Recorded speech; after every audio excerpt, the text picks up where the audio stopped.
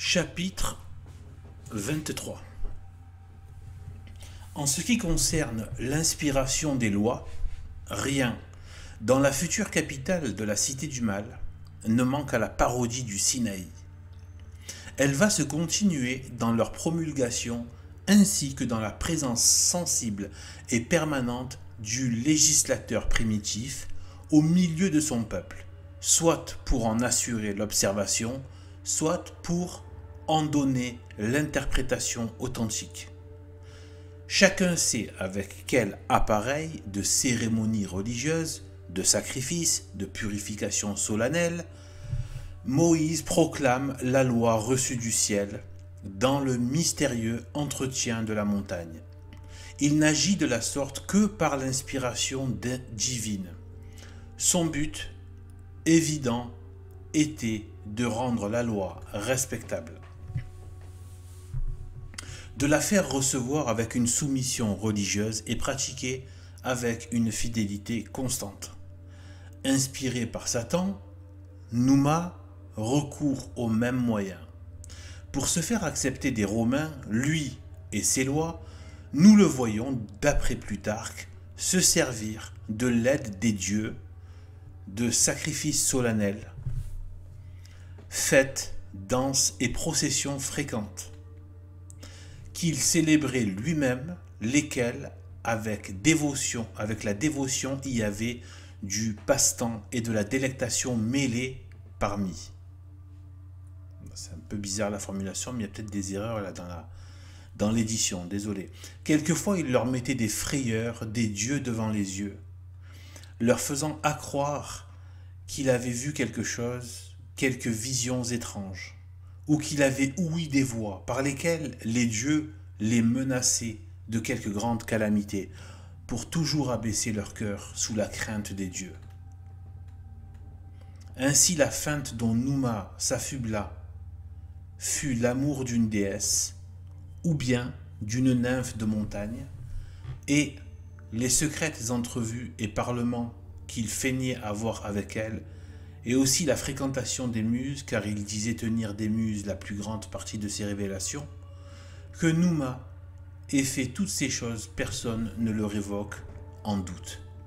Mais que toutes ces choses ne soient qu'une jonglerie, comme Plutarque semble l'insinuer, c'est une autre question. D'abord Varron, le plus savant des Romains, et saint Augustin, le plus savant des pères de l'Église, affirment positivement le contraire. Ensuite, Plutarque ne donne aucune preuve de son assertion. Enfin, Plutarque se contredit lui-même. N'a-t-il pas, dans un ouvrage connu, proclamé la vérité des oracles?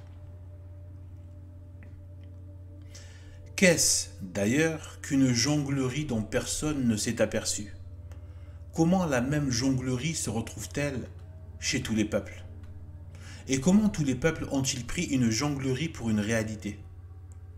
Résoudre ces questions dans un sens non catholique, c'est nier l'histoire et la révélation. Mais nier l'histoire et la révélation, c'est nier la lumière et se condamner à l'abrutissement. Passons à un autre trait de parallélisme. Le Seigneur ne se contente pas de donner sa loi. Lui-même s'en fait le gardien et l'interprète. Dans cette vue, il demeure au milieu de son peuple, d'une manière sensible et permanente. Israël sait qu'il est là, gardien invisible mais vigilant, oracle toujours prêt à répondre. S'il surgit en quelque matière que ce soit une difficulté sérieuse, c'est au Seigneur qu'on en demande la solution. Faut-il attaquer une ville, entreprendre une guerre, signer un traité? C'est encore à lui qu'on s'adresse. Lui-même indique les moyens d'obtenir le succès, les actions de grâce à lui rendre et les châtiments à infliger aux violateurs de sa loi. Le serpent législateur imite tout cela dans la Cité du Mal.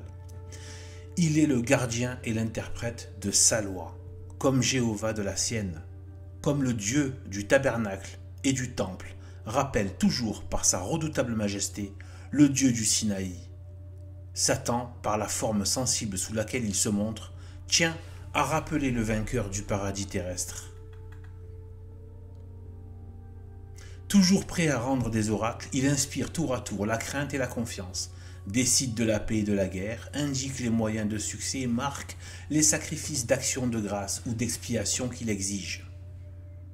Son peuple le sait et, dans les circonstances importantes, il ne manque pas de recourir à lui pour obtenir lumière et protection. La philosophie de l'histoire des peuples païens est écrite dans ces lignes. À la chaîne, joignons la trame et nous aurons le tissu complet. Parmi tous les faits étranges consignés dans les annales du genre humain, nous ne savons s'il en est un plus étrange que celui dont nous allons rappeler le souvenir. Outre les 1000 formes différentes sous lesquelles les peuples païens d'autrefois et d'aujourd'hui ont honoré le démon, tous l'ont adoré sous la forme privilégiée du serpent. Serpent vivant, serpent en chair et en os, serpent rendant des oracles, et cela non pas une fois, mais toujours. Déjà, nous l'avons vu, pour les peuples du Haut-Orient, voisins du paradis terrestre, les Perses, les Mèdes, les Babyloniens, les Phéniciens, le grand Dieu, le Dieu suprême, le Père des lois, l'oracle de la sagesse, c'était le serpent à la tête d'épervier. À lui les plus beaux temples, les prêtres d'élite, les victimes choisies, la solution des questions difficiles. Les siècles ne lui avaient rien fait perdre de sa gloire et de son autorité.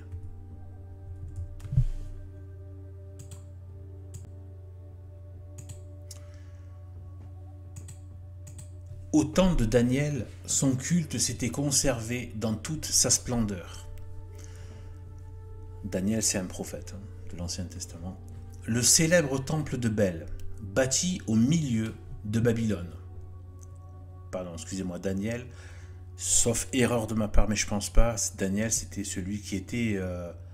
il me semble qu'il a connu la captivité à Babylone, justement. Il y a un prophète dans Babylone, enfin, le peuple, au milieu du peuple juif qui était à Babylone. Alors, au temps de Daniel, son culte s'était conservé dans toute sa splendeur. Le célèbre temple de Bel, bâti au milieu de Babylone, servait de sanctuaire à un énorme serpent que les Babyloniens entouraient de leurs adorations.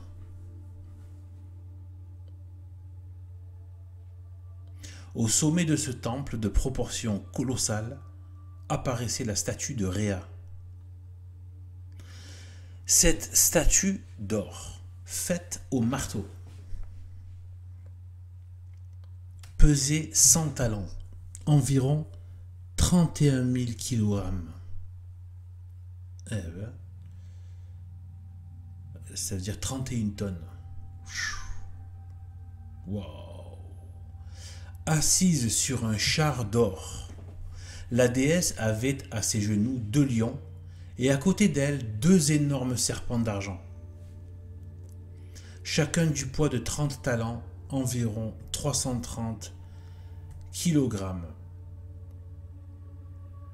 Ces monstrueuses figures annonçaient au loin la présence du serpent vivant et la gigantesque idolâtrie dont il était l'objet. Pour les anciens Perses, le grand dieu était le serpent à la tête d'épervier. Tour à tour, adoré comme génie du bien et comme génie du mal. Sous ce dernier rapport, il était la cause de tous les maux de l'humanité. La tradition lui donnait le nom d'Ahriman. Nom assez connu sur Internet, même si bon, je ne me suis pas vraiment intéressé, mais il y a quand même, il me semble qu'il y a les Rose-Croix qui parlent de ça, et il ne faut pas s'approcher de ça, c'est satanique, tout ce genre de choses. Les Rosicruciens, tout ça.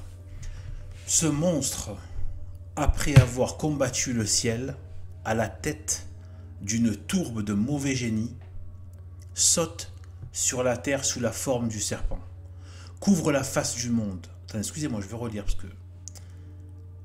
voilà, je dois donc.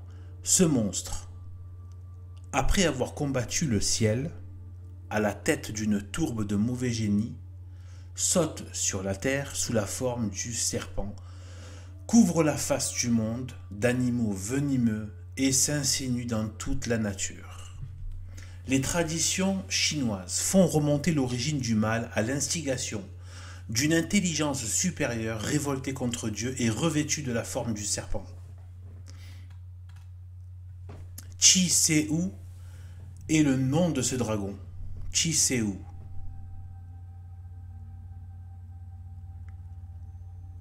Enfin, lorsque le Japon nous peint la scène de la création, il emprunte l'image d'un arbre vigoureux autour duquel s'enroule un serpent. Vous vous rendez compte les points de correspondance? Parce qu'il ne faut pas oublier que tous les peuples ont une filiation avec Adam. Et donc Adam a bien dit, avait bien transmis à ses fils, notamment à Seth, et après il l'a lignée avec Enoch, etc. Là c'est moi qui parle, hein, vous avez compris. Donc là c'est tout ça c'est sourcé. Hein. Je vous donne quelques références, dans le livre ça y est, chapitre 22, vous allez voir ça, Diodore de Sicile, Histoire, livre 11, chapitre 9, ensuite il y a Georges, il me semble que c'est Georges ou Gérard Desmousseaux, donc le titre de son livre, Les hauts phénomènes de la magie, Paris 1864. Voilà, page 45, bon bref, à voir. Panthéon égyptien, texte 3 et livre 2, page 4. Tout est sourcé. Vous avez affaire à un des plus grands historiens que la France n'ait jamais connu, mais que les gauchistes et la franc-maçonnerie a bien fait en sorte qu'ils ne parviennent pas à notre connaissance. Donc imaginez dans des tas de disciplines tous les génies que la France a produits, que la société catholique a produits et dont on nous a privés pour dévitaliser notre âme, dévitaliser notre esprit, notre intellect, notre élan vital vers Dieu. Et nous perdre surtout. Parce que la plupart d'entre nous sommes non seulement... La plupart des gens maintenant sont perdus. C'est un fait. Quand tu as la plupart des gens qui sont athées, la plupart des gens sont perdus. Ça ne peut pas être autre chose. En France et malheureusement dans l'Europe de l'Ouest, c'est de pire en pire. C'est une catastrophe. Et le monde occidental, et c'est en train d'infester bien évidemment le monde entier, avec en plus le côté chinois là-bas, l'influence chinoise qui aussi est de façon démoniaque et n'est pas catholique ni chrétienne, et qui en plus n'ont aucune société du bien, et parce que de toute façon aucune autre société que la société catholique est une société du bien. Voilà. Et c'est ce qu'on apprend avec Monseigneur Gouam, et c'est ce qu'on peut vérifier nous-mêmes en prenant la carte du monde au travers de l'histoire. Et de se rendre compte là où il y a eu la plus belle société qui ait jamais existé, voilà, c'est la société catholique. Parce que c'est la société de Dieu. Et bien là on a aussi l'influence chinoise, qui est aussi une espèce de matérialisme, etc., avec quelques cultes bouddhisto-démoniaques. Donc voilà, voilà. Donc là on a ces influences-là. Là, on nous a même privé des moyens de se restaurer. Donc on a non seulement, la plupart sont perdus, nous-mêmes qui sommes convertis, là, les quelques convertis, avant même les convertis, il y a ceux qui sont de famille catholique. Grâce à Dieu, il y en a qui confirment et qui gardent, c'est très rare, mais quand même, il y en a qui confirment la lignée de leurs parents et qui sont catholiques et qui savent qu'ils sont dans la vraie religion et qui s'y maintiennent.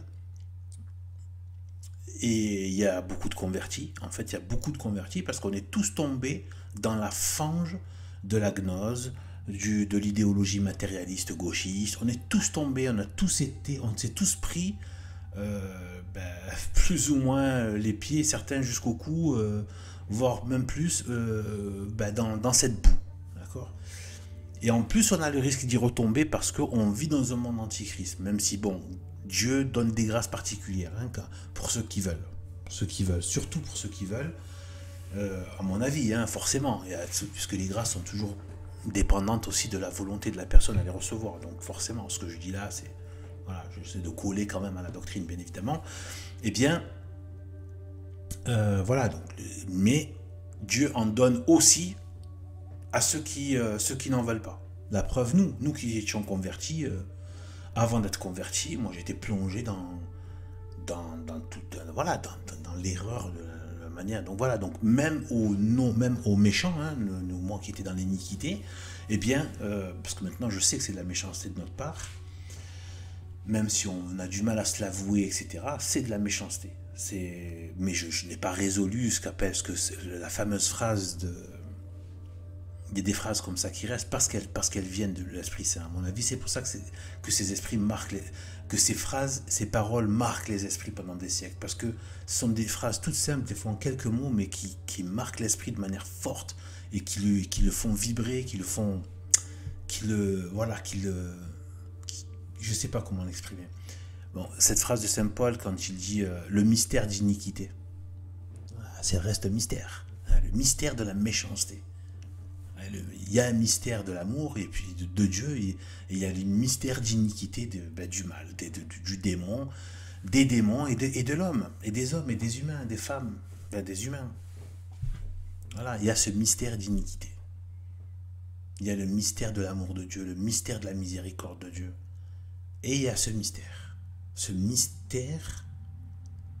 de cette tendance au mal. Vous voyez ce que je veux dire? Eh bien, on est des méchants en fait. On était des méchants en fait. On était des méchants. C'était de la stricte iniquité. Une fois, en fait, petit à petit, je commence vraiment à mieux saisir pas mal de choses dans la foi. Et en fait, c'est vraiment... Bon, après, c'est vraiment Dieu nous aide. Hein. Plus on tombe vraiment sur les bonnes lectures, ce qu'il nous faut. Il fait tout pour qu'on ait la foi. Les trois vertus, hein, théologales, l'espérance et la charité. Il fait tout. Lui nous donne tout, par le biais bien sûr de la très sainte, très très sainte, mais aussi grande dans le ciel qu'est son humilité. J'aime bien Sainte Marie dans sa façon d'être parce que elle est immense et en même temps elle est effacée. C'est drôle hein, quand même, parce qu'elle est tellement humble. Sa grandeur vient tellement de son humilité qu'elle est à la fois grande et effacée. Des fois, je dis, bon, c'est bien, Sainte Marie, vous m'avez donné votre fils, qui m'a petit à petit été donné d'aimer. Et maintenant, je vous oublie un petit peu. Mais bon, voilà, c'est son but. Donc après, je reviens bien sûr. Mais quand même, des fois, ça m'arrive de plus avec Jésus. Et après, je me dis, mais c'est qui m'a donné Jésus? C'est Sainte Marie. Moi, avant Sainte Marie, j'arrivais pas à être dans la charité, l'amour de Dieu, l'amour de Jésus-Christ. Voilà, comme j'ai dit dans des vidéos, j'ai pu avoir, voilà quoi, le respect et la crainte, mais pas l'amour. Or, c'est le premier commandement, c'est un commandement d'amour. Dieu, vous vous rendez compte, le premier commandement, c'est un commandement d'amour, dès l'Ancien Testament au peuple hébreu. Un Dieu qui vient, qui se manifeste, il dit, il faut m'aimer.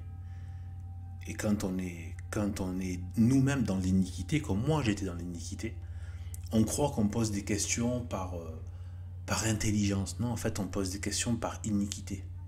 En fait, en vérité.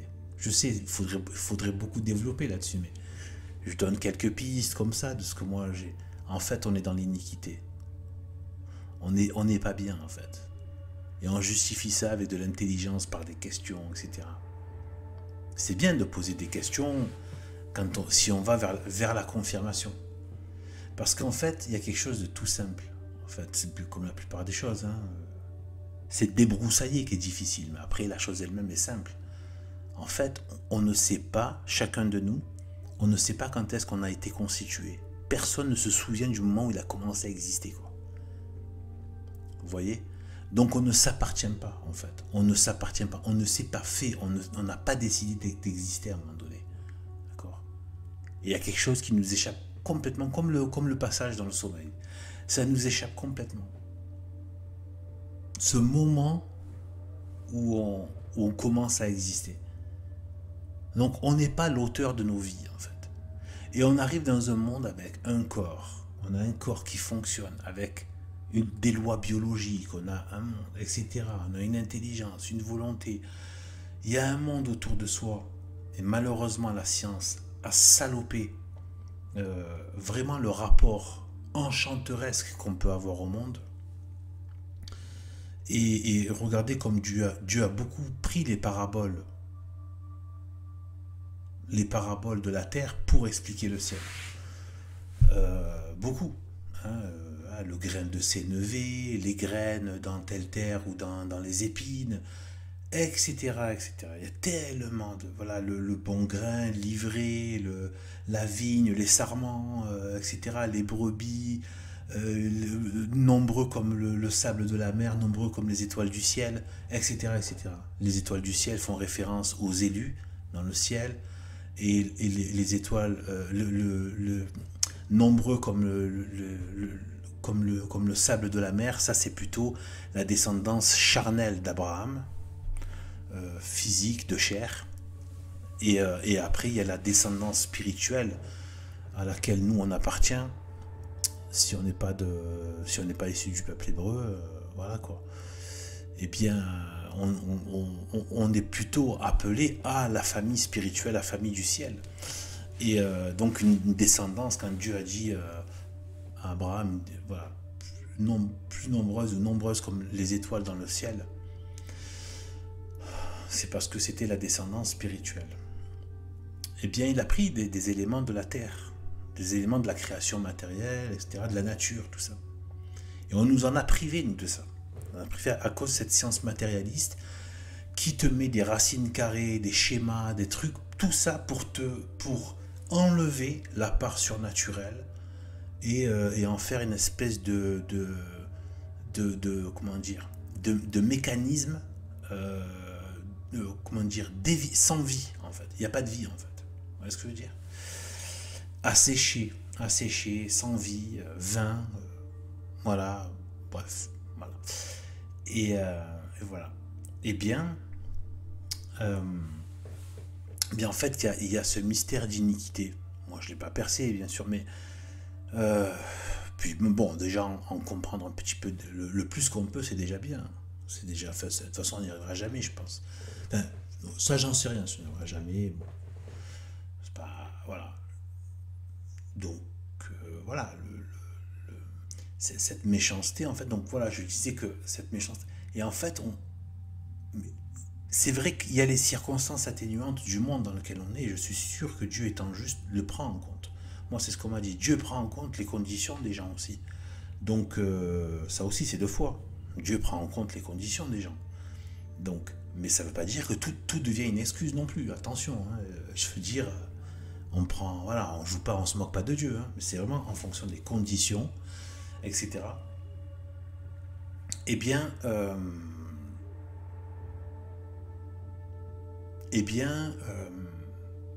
imaginez par exemple même un juif qui a grandi dans un juif ou musulman, parce que bon, par rapport à certaines similitudes qu'il peut y avoir, même si c'est pas, hein, ils sont un peu, voilà. Bref, bon, je ne vais pas entrer dans ça. Bon, ils ont des similitudes là par rapport au Christ, au rejet du Christ. Imaginons que, voilà, ils sont dans cet environnement, etc. On peut comprendre que sous la pression de la famille, des parents, la communauté dont tu dépends, etc., enfin, tout cela, ça fait des pressions. Mais par contre, dans le secret du cœur, peut-être qu'un jour, un de ces musulmans, ou pas qu'un jour d'ailleurs, un de ces juifs, a peut-être eu une sorte d'inspiration, donc du Saint-Esprit, peut-être un jour en voyant un crucifix, en se disant, c'était peut-être un descendant de David, qui est le Messie, qui est venu apporter la religion d'Abraham. Et peut-être que son cœur, le juif, peut-être son cœur se dit, et peut-être que c'est lui le Messie. Et son cœur a quelque chose, est touché. Est touché. Une fois, 2 fois, 10 fois. Donc il reçoit les grâces pour être touché. Et qui attendrit son cœur. Et après, il peut s'endurcir son cœur. Il peut retourner dans sa communauté et se dire, bon allez, non c'est bon, nous on attend notre Messie, etc. Eh bien il aura fait son choix. Il aura fait son choix. Dieu lui aura donné les grâces nécessaires. Pareil pour des musulmans. Il y en a qui vont se dire, peut-être, après tout, peut-être que, peut-être c'est vrai que ça donne des gens bien, ça donne des chrétiens, ça donne quand même des gens qui ont de la charité, qui sont quand même... voilà, ça apporte du bien. Le cri, hop. Et après, il retourne il va dans sa communauté, il dit, ah non, c'est bon. Ah, c'est Mohamed, machin. Nous, c'est nous. Ouais, c'est comme ça.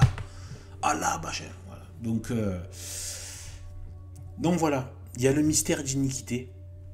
Et en fait, on est méchant. On est méchant. Par exemple, voilà. En fait, on n'est pas l'auteur de nos vies, je disais. On arrive là, on est en vie. Franchement, il faut méditer. En fait, on n'arrive plus à méditer dans ce monde. C'est pour ça que je condamne un peu le travail. Parce qu'il y a de l'aliénation dans le travail. Et il y a même, comment dire, ce sont des appâts du monde. Hein, cette espèce de consommation, la course à l'arrivisme, à l'opportunisme, etc. Et tout. Les coups de crasse qui peuvent se faire dans le travail, etc. Où on vous met des fois dans des, voilà, quoi, dans des logiques qui ne sont pas saines. En plus, et comme je dis souvent, il y a des socialisations qui se font par le biais du travail et ce n'est pas des socialisations chrétiennes. Donc normalement, moi j'estime qu'on devrait tous travailler dans des endroits uniquement de catholiques. Voilà, des endroits, je veux dire, son gagne-pain, etc. Mais vous vous rendez compte, donc, le cumul, tu vis dans un quartier qui est pas catholique. Tu envoies tes enfants dans la poubelle de la franc-maçonnerie, c'est-à-dire l'éducation nationale. Ensuite, tu dois toi-même aller travailler avec soit des athées, soit des musulmans, soit des rien du tout, enfin tu sais pas, etc. Des gauchistes haineux du Christ, etc. Ou des méprisants, des gens qui moquent, des gens qui n'en ont rien à cirer, etc. Des gens qui sont pas forcément contre, mais qui n'en ont rien à faire, etc. Donc, vis dans cet environnement. Des fois, tu as dans ta propre famille, déjà, rien à faire. Tu sors dehors, des tatouages, des femmes à poil, des gens, tu sais même, tu entends toutes les langues du monde, c'est Babylone, enfin, c'est le Bronx en fait. Ils ont fait une société, une vraie poubelle, quoi. C'est un mélange de tous les problèmes, quoi. Et donc, mais ils assurent quand même une espèce de, on va dire, relatif bien-être matériel. Et c'est ce que donne le système en échange de la destruction de tout ce qui est notre être. Il maintient à peu près les corps et en même temps, mais il détruit les âmes pour mieux détruire les âmes tranquillement, parce que voilà, une fois que tu te dis mon corps est après correct, je ne vais pas aller me battre pour mon âme. Voilà ce que je veux dire. Et pourtant, il faut le mener ce combat parce que on a tout ce qu'il faut dans l'évangile, hein, c'est dit clairement. Hein. Voilà. À quoi sert à un homme de gagner tous les royaumes de la terre, ou je ne sais plus exactement la phrase, s'il vient à perdre son âme? À quoi ça sert finalement d'avoir le corps à peu près à préserver? Quand je dis le corps, c'est bon, il te file au mieux, enfin, on va dire à peu près un SMIC. Hein. Ils assurent, ils te donnent même un salaire minimum, de quoi éventuellement te loger dans des conditions un peu, surtout dans les villes, rarement bien. Mais voilà. Donc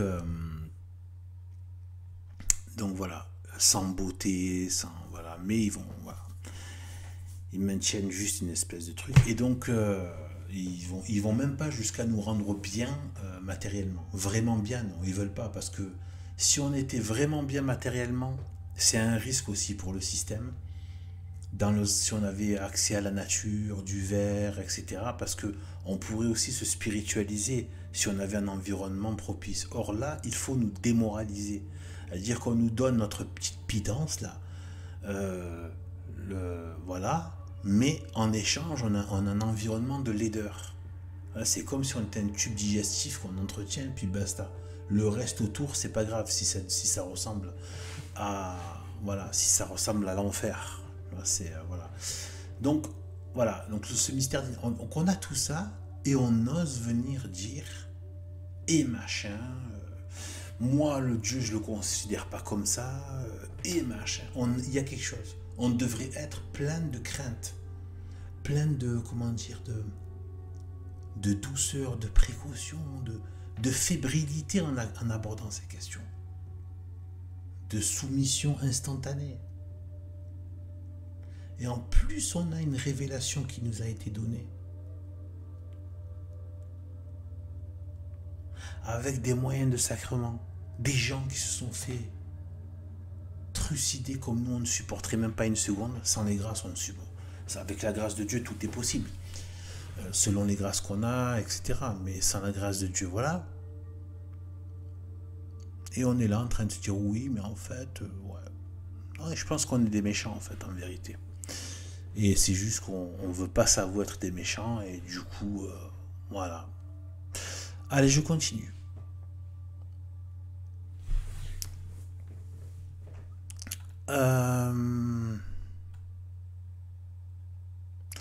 L'Égypte nous offre trait pour trait le même Dieu et le même culte. Citation. Le symbole de Knuphis, ou l'âme du monde, dit M. Champollion, est donné sous la forme d'un énorme serpent, monté sur des jambes humaines, et ce reptile, emblème du bon génie, le véritable agathodémon, est souvent barbu. À côté de ce serpent, les monuments égyptiens portent l'inscription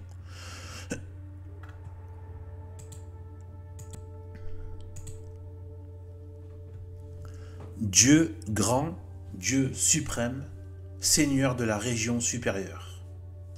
Panthéon égyptien, texte 3, livre 2, page 4. C'est ce que j'avais dit tout à l'heure. Donc, longtemps avant Champollion, Élien, E-L-I-E-N, E-L-I-E-N, parlant de la religion des Égyptiens, avait dit, citation, « Le serpent vénérable et sacré a en lui quelque chose de divin et il n'est pas bon de se trouver en sa présence. Ainsi, à Métélie, en Égypte, un serpent habite une tour où il reçoit des honneurs divins. Il a ses prêtres et ses ministres, sa table et sa coupe.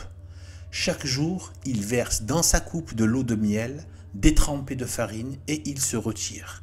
En revenant le lendemain, il trouve la coupe vide. Un jour, le plus âgé de ces prêtres, poussé par le désir de voir le dragon, entre seul, met la table du dieu et sort du sanctuaire. Aussitôt le dragon arrive, monte sur la table et fait son repas. Tout à coup, le prêtre ouvre avec fracas les portes que, suivant l'usage, il avait eu soin de fermer. Le serpent en courroux se retire, mais le prêtre, ayant vu pour son malheur celui qu'il désirait de voir, devient fou. Après avoir avoué son crime, il perd l'usage de la parole et tombe mort. Voilà. Ce que je disais à d'autres endroits, que ça peut vraiment atteindre sur la psychologie humaine. Ça peut vraiment... Beaucoup de gens sont devenus des gros problèmes psychiatriques avec ce genre de choses. Avec tout ce qui est l'occulte, etc. De graves problèmes psychiatriques, avec des choses, suicides, des choses, des maladies, des choses pas bien.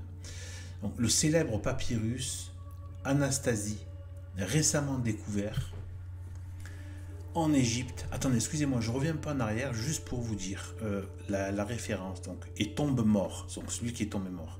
Eliane, donc celui dit AE, mais là c'est A-E-L-I-A-N, De Natura Animalis, sûrement, livre 11, chapitre 17, édition Didot, 1858. Donc vous voyez, tout est sourcé, c'est un travail de professionnels de haut niveau.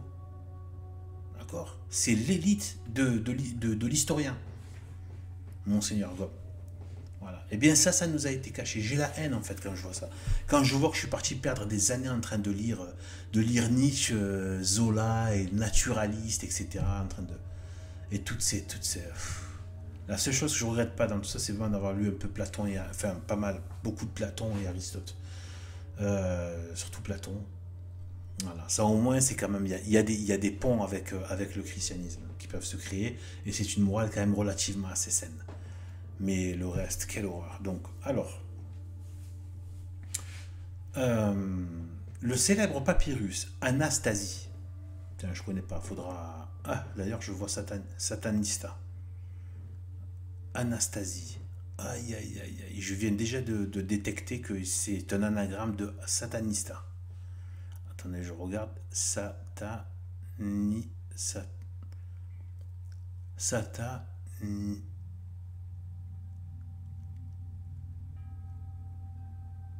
Eh ouais, je crois que c'est. Eh oui, ça marche, ouais.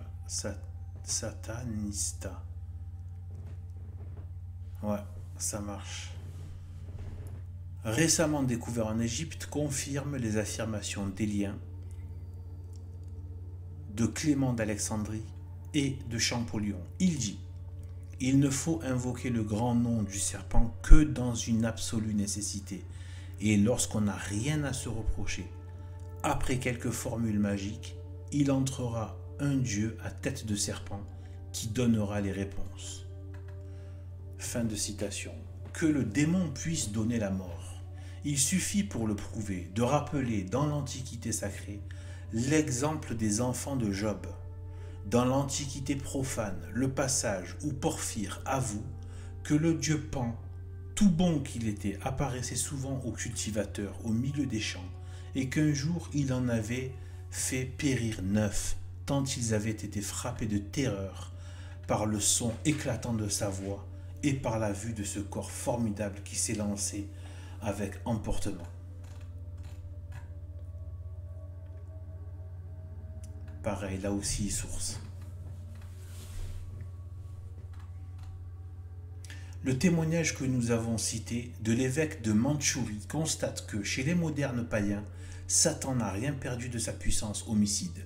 Quant à ce prêtre fou, foudroyé pour avoir vu son Dieu, il rappelle d'une manière si frappante la défense de Jéhovah et la mort des Bethsamites qu'il est à peine besoin de faire remarquer la parodie. Bon, malheureusement, je ne peux pas apprécier parce que je ne connais pas. Donc, il dit quoi? Défense de Jéhovah et la mort des Bethsamites. Donc, ça, c'est facile à retenir, les Bethsamites. Ça fait penser à Bethsaïda. Voilà, Bethsamites. Voilà. On va essayer de voir. Je ne connais pas ce passage. L'usurpateur de la divinité a son arche d'alliance. Il veut y être respecté, comme Jéhovah dans la sienne. Et comme Jéhovah, il frappe de mort le téméraire qui ose lever les yeux sur lui. Ce sanctuaire redoutable n'était pas en Égypte la seule habitation du serpent. Dans ce pays de primitive idolâtrie, on ne voyait que des serpents adorés ou familiers. Leurs temples s'élevaient sur tous les points du territoire. Là, comme à Babylone, on les nourrissait avec soin, on les adorait, on les consultait. Les Égyptiens en gardaient dans leurs maisons, les regardaient avec plaisir, les traitaient avec déférence et les appelaient à partager leurs repas.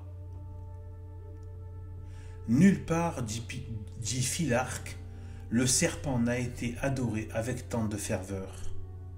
Jamais peuple n'a égalé l'Égyptien dans l'hospitalité donnée au serpent. Il donne encore là la référence de Élien. En conséquence, le serpent entrait dans l'idée ou la représentation de toute autorité divine et humaine. En signe de divinité, dit Diodore de Sicile, les statues des dieux étaient entourées d'un serpent, le sceptre des rois en signe de puissance royale, les bonnets des prêtres en signe de puissance divine. Toujours Élien. Juste une chose là, vous savez aussi que jusqu'à aujourd'hui, vous savez, le symbole là, de la médecine, qu'on voit dans les pharmacies notamment, avec les deux serpents qui entourent un sceptre. Ben, en fait, ça c'est Hermès, et donc il était l'hermétisme, et Hermès donc était, voilà, c'était deux serpents, voilà, donc ça confirme bien, et Hermès ça vient donc d'Égypte. C'est Thoth en fait. Alors, les statues d'Isis en particulier étaient couronnées d'une espèce de serpent nommé Thermutis, qu'on regardait comme sacré et auquel on rendait de grands honneurs. Suivant les Égyptiens, ces serpents étaient immortels, servaient à discerner le bien du mal, se montraient amis des gens de bien et ne donnaient la mort qu'aux méchants. Pas un coin des temples où il n'y eut un petit sanctuaire souterrain destiné à ces reptiles, qu'on nourrissait avec de la graisse de bœuf. Ah ben, tout ça c'est précis. Hein. De là, les paroles si connues de Clément d'Alexandrie. Citation. Les temples égyptiens, leurs portiques et leurs vestibules sont magnifiquement construits. Les cours sont environnés de colonnes, des marbres précieux et brillants de couleurs variées en décorent les murs, de manière que tout est assorti. Les petits sanctuaires resplendissent de l'éclat de l'or, de l'argent, de l'électron, des pierres précieuses de l'Inde et de l'Éthiopie. Tous sont ombragés par des voiles tissus d'or. Mais si vous pénétrez dans le fond du temple et que vous cherchiez la statue du Dieu auquel il est consacré, un pastophore ou quelque autre employé du temple s'avance d'un air grave en chantant un péant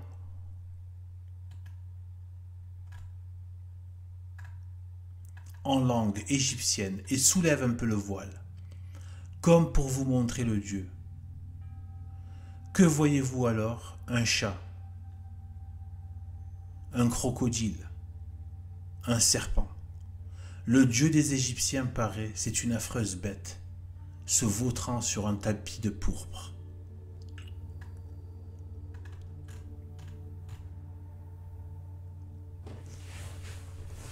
Champollion, la référence de cette partie. Le savant philosophe aurait pu ajouter un bouc. En effet, c'est jusqu'à l'adoration de cet animal immonde, sous les noms divers de faune, de satyre. C'est vrai que le satyre, il représente Dionysiaque, hein, une des forces du mal que Nietzsche adorait. Ça me dégoûte.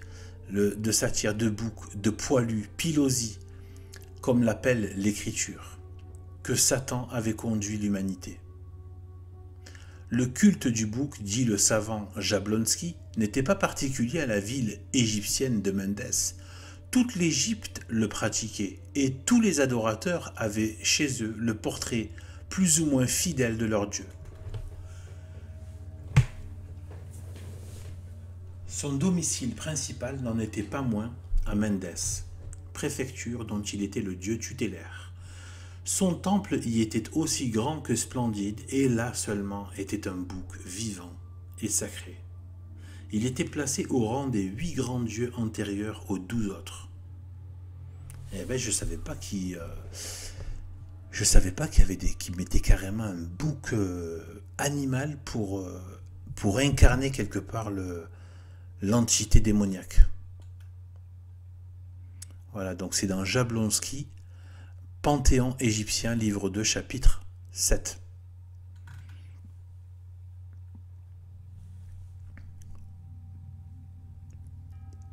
Il était placé au rang des 8 grands dieux antérieurs aux 12 autres et honoré par des pratiques que nous nous abstiendrons de décrire. Voilà. Donc vous voyez quand Monseigneur Gaume ne veut pas décrire, un peu comme ce qui avait été donné comme motif et comme, on va dire, arrière-plan des lois de Rome, de sa fondation par Numa. Numa, c'est tout ça, c'est historique, hein, c'est vérifiable, c'est pas des histoires mythologiques, hein. Ce sont de véritables hommes qui étaient, voilà, qui sont absolument tout à fait reconnus. Mais le système moderne évite de nous parler de cet aspect occulte ultra présent chez les anciens.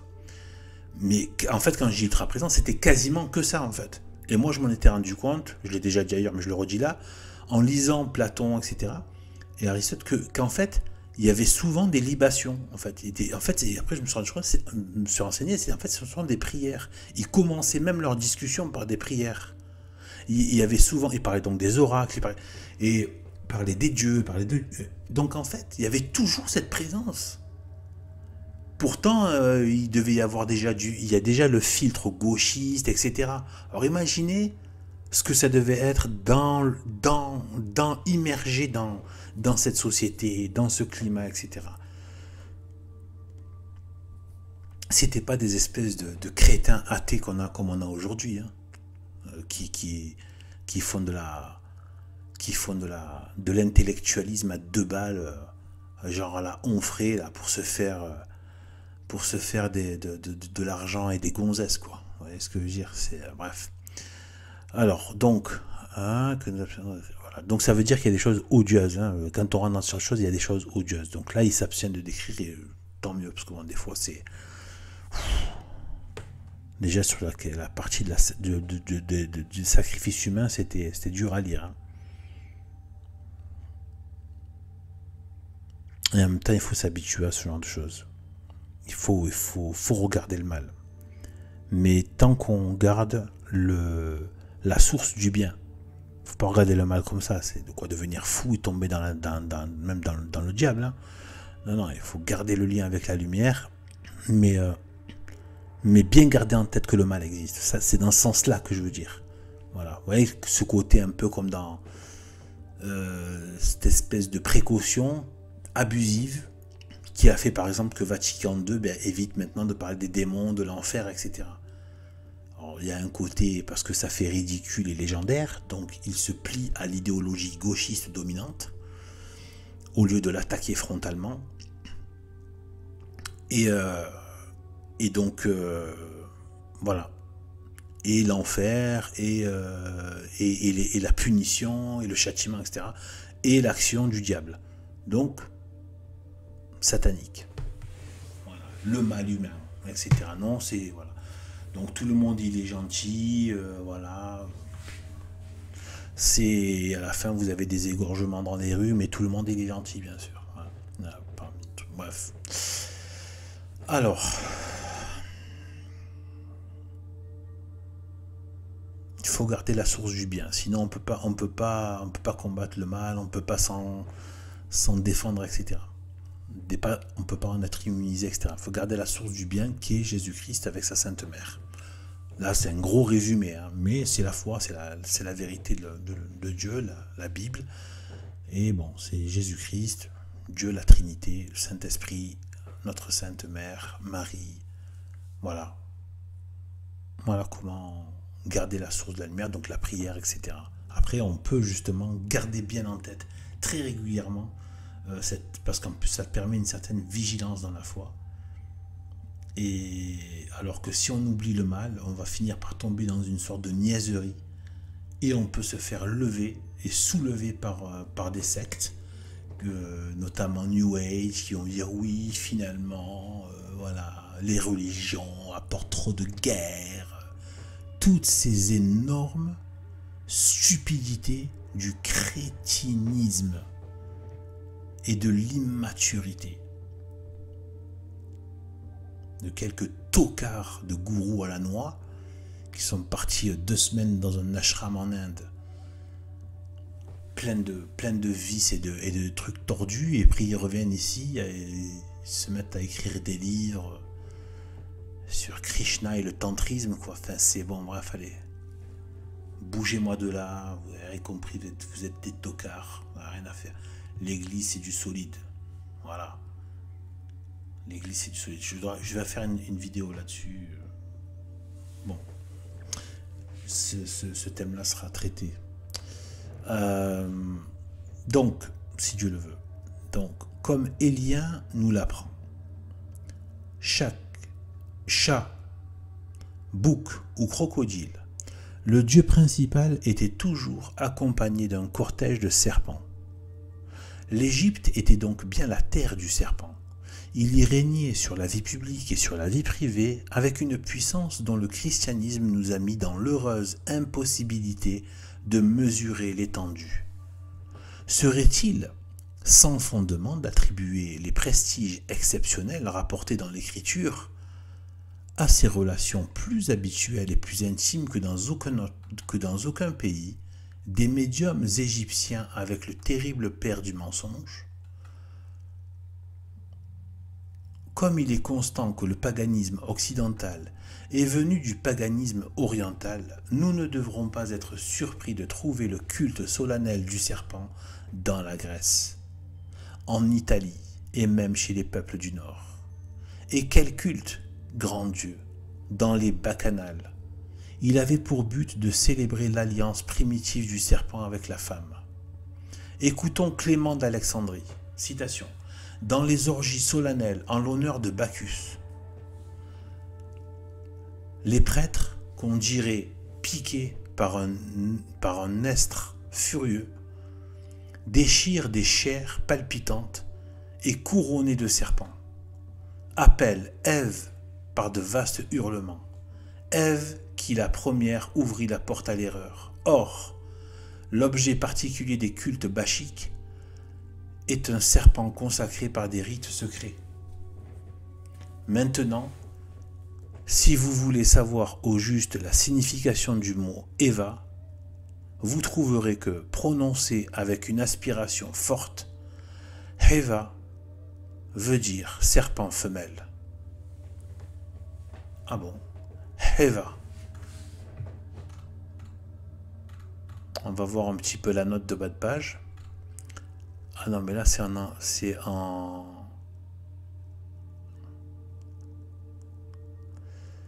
latin.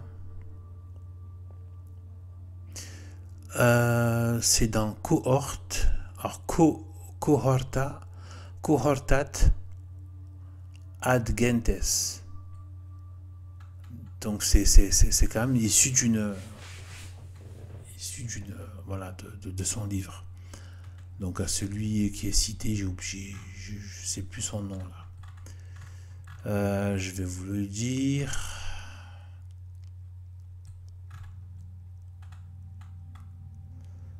Oui, bon, c'est toujours le même philosophe. Bon, je vais pas trop remonter trop haut, sinon je vais perdre le fil. Donc,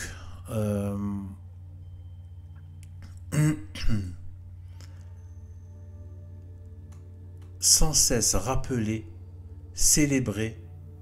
Je reviens pas en arrière pour dire que c'est pas la même Ève. Enfin, je pense pas que ce soit la même Ève que dans la Bible. Donc, Eva, sans cesse rappeler, célébrer, figurer, accompli dans l'initiation au mystère de certains cultes, cette alliance était chantée par la poésie et racontée par l'histoire, qui n'osait la révoquer en doute, ni en elle-même, ni dans ses conséquences. Comme il n'y a rien de nouveau sous le soleil, et que la religion de Satan a toujours le même but, on peut affirmer que c'est en la contractant que les jeunes filles devenaient dans l'Antiquité païenne, comme aujourd'hui en Afrique, prêtresses du serpent.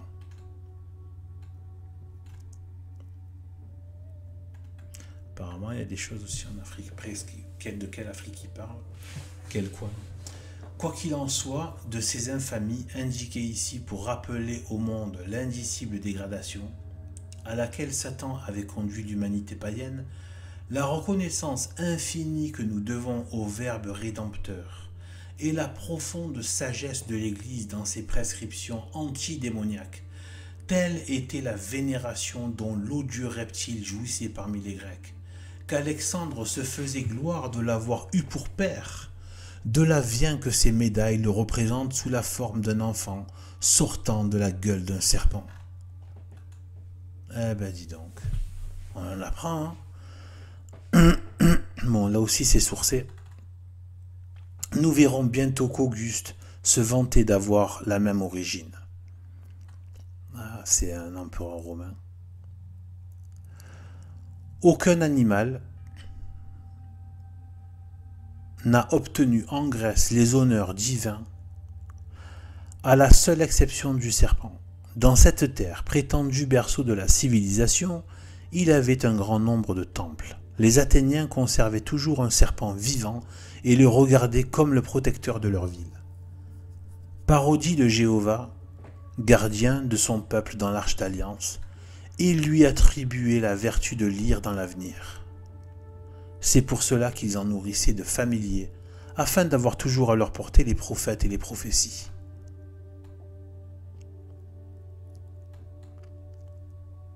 Là aussi c'est sourcé. Afin de continuer magnifiquement ce culte, si glorieux pour la sage Athènes, Hadrien fit bâtir dans cette ville un temple resplendissant d'or et de marbre, dont la divinité fut un grand serpent apporté de l'Inde.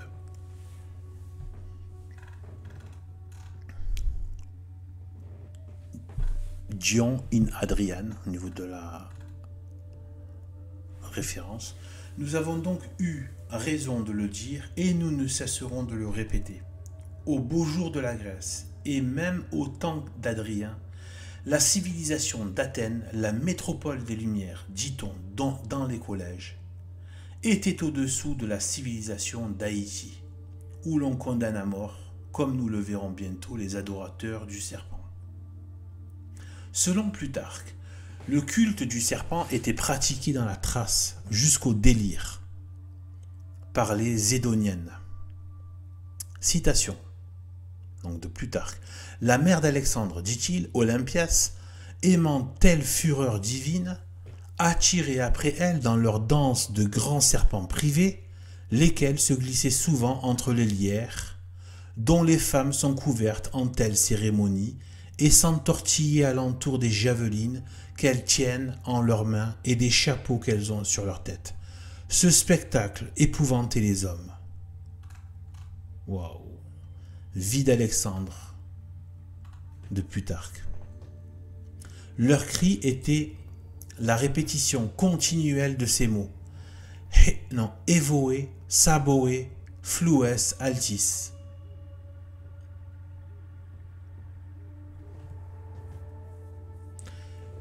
Chez les épirotes, l'affreux reptile jouissait des mêmes honneurs et de la même confiance. Son sanctuaire était un bois sacré, entouré de murs. Une vierge était sa prêtresse, seule elle avait accès dans la redoutable enceinte. Seule elle pouvait porter à manger aux dieux et les interroger sur l'avenir. Suivant la tradition du pays, ces serpents étaient nés du serpent Python, seigneur de Delphes. Note de bas de page, voir dictionnaire de la fable et le savant ouvrage Dieu et les dieux, chapitre 1, par M. le Chevalier Desmousseaux. Voilà, je vous dis, tout est parfaitement sourcé, c'est un travail hallucinant, c'est comme ça partout avec je sais pas comment il a fait pour travailler. Hein, pour moi, ça dépasse mon entendement, je vous dis franchement. En plus, à cette époque, c'est même, enfin, il était au 19e siècle, mais bon, je crois qu'il était au début du 19e siècle. Il me semble. Et je dirais que c'était pas aussi facile d'avoir des livres, quoi, il me semble. Je suis pas sûr, mais bon. Et donc ça, là, j'apprends des choses en même temps que je lis avec vous. C'est assez effrayant quand même. Hein. Il faut des fois, parce que c'est quand j'essaie de m'imaginer vivre dans une société pareille. Imaginez, vous êtes dans une ville. Il n'y a pas comme là Internet, des numéros de téléphone, je sais pas moi, la police, je sais pas moi. Non, tu vis dans un environnement très ancré. Les gens se connaissent tous, etc. et tout. Et il y a des histoires évidemment. Hein, il y a les intrigues, il y a de ville à village, etc. à droite, à gauche et tout. Et puis vous avez un temple avec un serpent et on vous dit que c'est votre Dieu, que c'est votre Dieu, le Dieu de votre ville, le Dieu de votre communauté, quoi. C'est un vrai serpent, quoi. et une vierge qui lui donne à manger. Enfin, vous vous rendez compte l'état. Et après, il y a de pire. Après, ça peut aller bien, ça va bien, ça peut aller vers le gore, bien sûr. Mais je veux dire, déjà, rien que ces climats-là, avec des cérémonies qui, forcément, étant insinuées et inspirées par ces démons, voir les gens, les aspects qu'ils devaient avoir, ce qu'ils devaient dégager. Enfin, quelle horreur. On ne se rend pas compte des bienfaits qu'a fait Jésus-Christ. Comme il a déjà épuré notre humanité.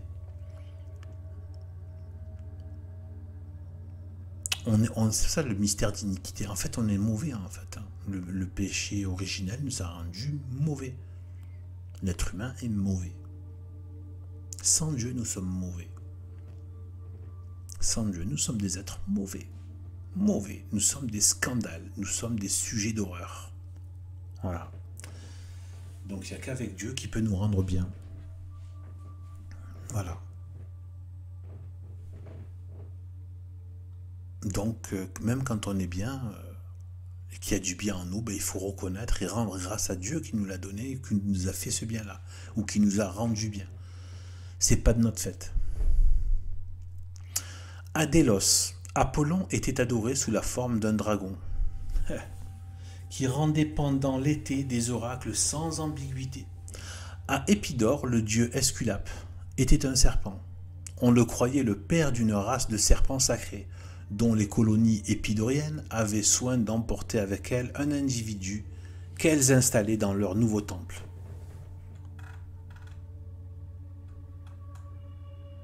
Ça, c'est Élien, maintenant. Il refait référence à Élien. Cité plus haut. Que, dès la plus haute antiquité, il y ait eu, à Delphes, un monstrueux serpent tenu pour un dieu. C'est ce qu'affirment les premiers habitants du pays. Que suivant la fable, ce serpent ait été tué par Apollon.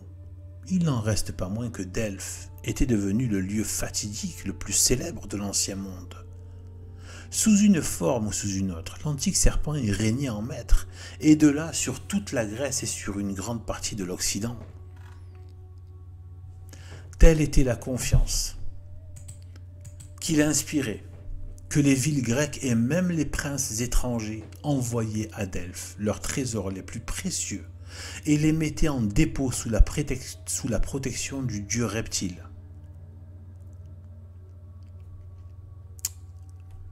Je fais un petit commentaire. J'étais étonné aussi, ça je pense que je l'ai déjà dit, mais je vais le redire là, c'est à propos. J'étais étonné en lisant, quand j'étais porté sur tout ce qui est Grèce antique et tout ça, quand j'ai commencé à voir qu'il y a des choses qui étaient bizarres par rapport entre ce qu'on nous racontait grossièrement, mais entre ce que vous entendez, un peu comme on vous le présente, par des profs gauchistes, etc., et souvent aussi dans des émissions radio, des onfrés, le profil onfré, si vous voulez, ce genre de bourgeois gauchistes qui vous... En allant vers des textes, je me disais, mais c'est des trucs très barbares qu'il y avait. Les rites dionysiaques, c'est un film d'horreur, quoi. Mais bon, encore pire, parce que il n'y a même pas le côté peut-être grotesque qu'il peut y avoir dans un film d'horreur, parce que là, c'est vraiment de l'horreur démoniaque. Et je m'étais demandé, en fait, comment ça se faisait, mais en fait, à quel point il devait être croyant, voilà.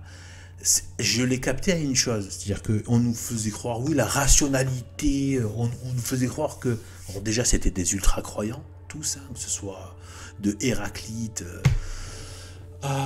tous, ils croyaient, ils savaient qu'il y avait un logos, déjà, il avait dû avoir une bonne inspiration du Saint-Esprit, ils savaient qu'il y avait un logos, je dirais un ordre du monde, qu'il y a bien un ordre du monde, le logos, qu'il y a un ordre du monde qui est la création de Dieu, qui est une création d'une puissance supérieure intelligente. Et donc, il en parle magnifiquement bien. Mais bon, pas que Dieu, enfin voilà, Aristote croyait évidemment en Dieu, tout, Épictète, beaucoup de, enfin, même le stoïcien, comme Épictète, comme Marc Aurèle, l'empereur, etc. C'était ultra croyants en Dieu, tous. Dans leurs écrits, ça ressort, mais ça transpire tout le temps.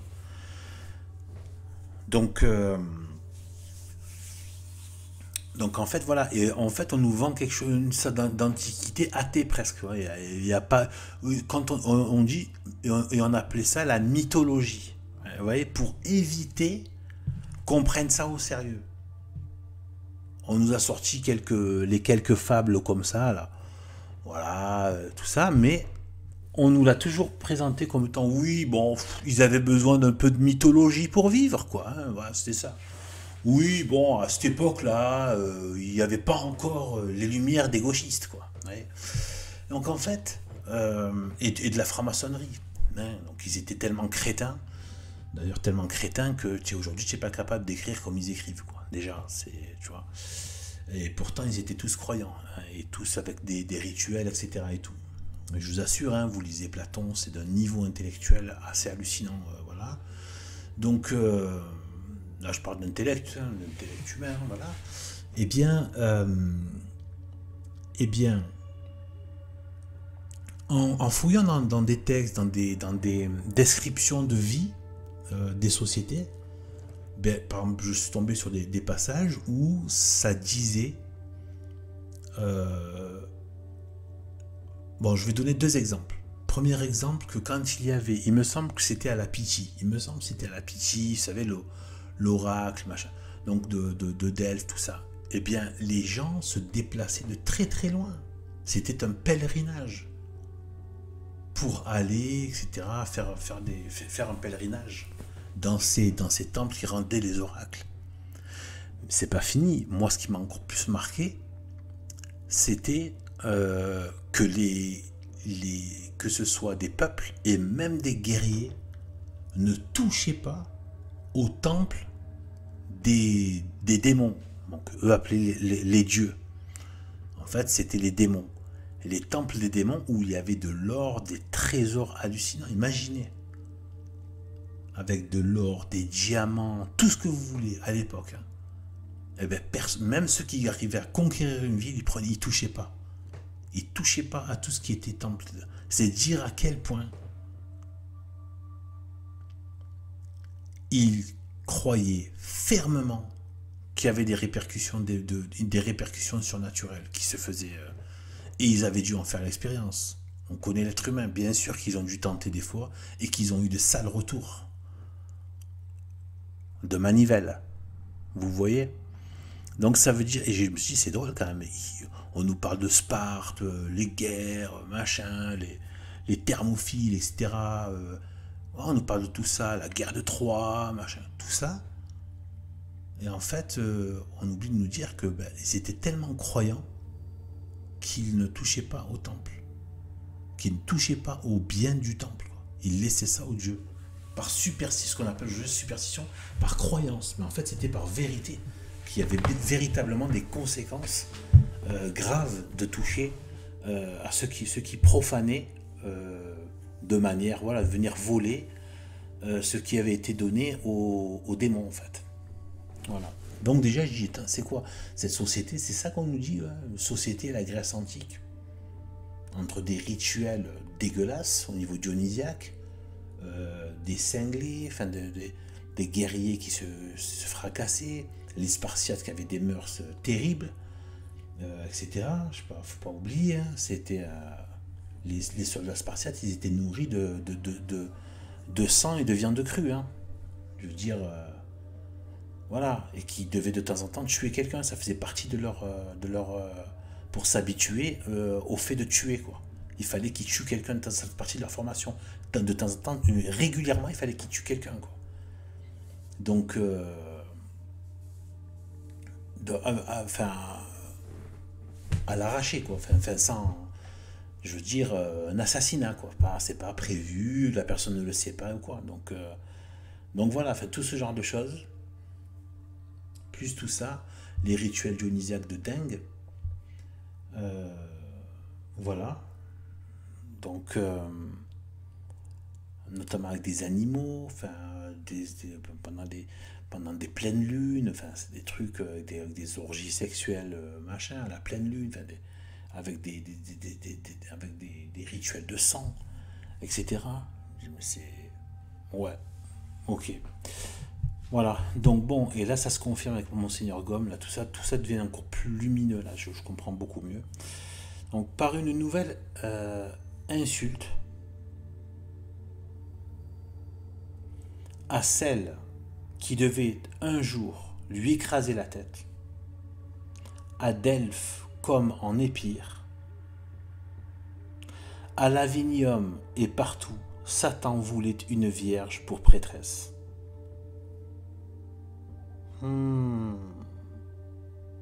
Et comme il l'a traitée, jeune dans le principe,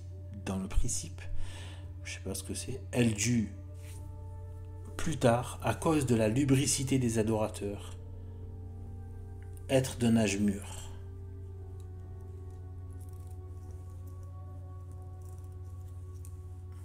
Jeune dans le principe, elle dut plus tard.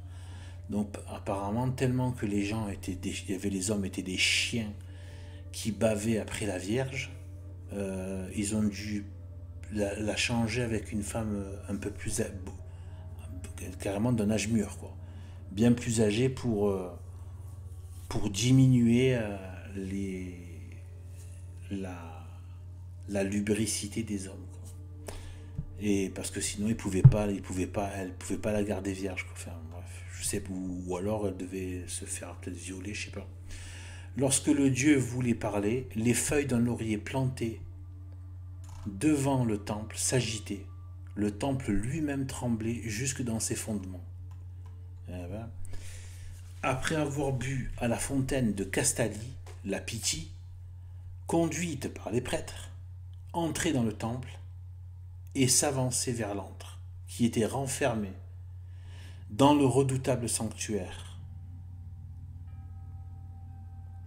Plusieurs auteurs ont écrit que cet antre était toujours habité par un serpent et que dans le principe, c'est le serpent lui-même qui parlait. Eh ben dis donc, vous vous rendez compte, le serpent qui parlait. Le serpent, animal. Avec le côté démoniaque, ils arrivaient à le faire parler. Donc, grand dictionnaire de la fable, article serpent. C'est pas mal d'avoir ce livre, hein. Je vais essayer de... Grand dictionnaire de la fable. Mais pas fable, il ne faut pas voir fable dans le sens où les gauchistes le disent. Eux, ils disent toujours ça, c'est pareil que mythe ou légende. Non, ça ce sont des histoires. Voilà. Alors, les fables, là, c'est dans le sens histoire, des anecdotes, voilà, qui racontent, voilà, les histoires de mœurs, de pratiques, etc. Et des épisodes, voilà, de vie, de société, etc. L'orifice supportait le fameux trépied. C'était une machine d'airain composée de 3 barres, sur laquelle la Pythie se plaçait de la manière la plus indécente. Ah ouais, d'accord. Oh là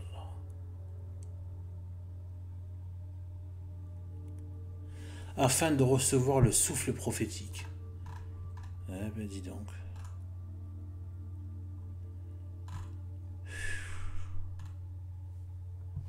Bientôt quelque chose de mystérieux se répandait dans ses entrailles. Et l'accès fatidique commençait. La malheureuse fille d'Ève n'était plus maîtresse d'elle-même et donnait tous les signes de la possession. Peter, quelle horreur.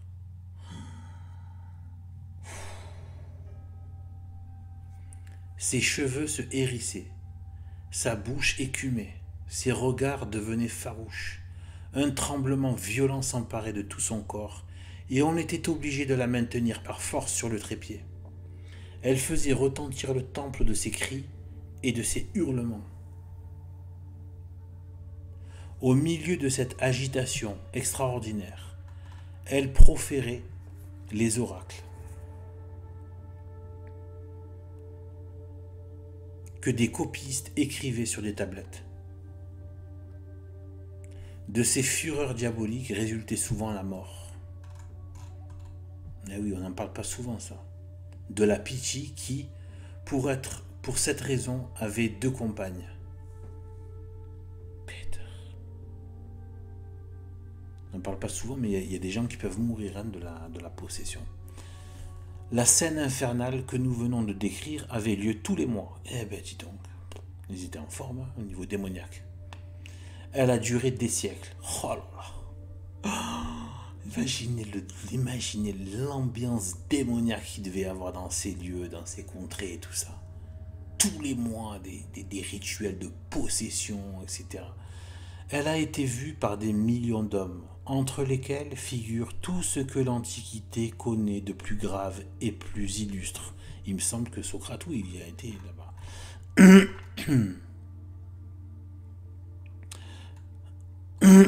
Pardon, excusez-moi, là je regarde un peu la référence, si j'ai quelque chose, bon, voilà. Voilà, bon, à voir. C'est... voilà. Après... voilà, après vous pouvez aller vers le PDF, hein, c'est au chapitre 22. Voilà. Donc, faites CTRL F, vous cherchez... voilà. Voilà les passages que j'ai dit, et puis voilà. Alors, d'après ce fait, et 1000 autres du même genre, accomplis dans toutes les parties du monde, sur quel fondement révoquer, en doute, le succès fabuleux obtenu sous le règne de Marc Aurèle, par le magicien Alexandre de Paphlagonie. Je ne connais pas, mais ça me donne envie de connaître. Disciple d'Apollinius,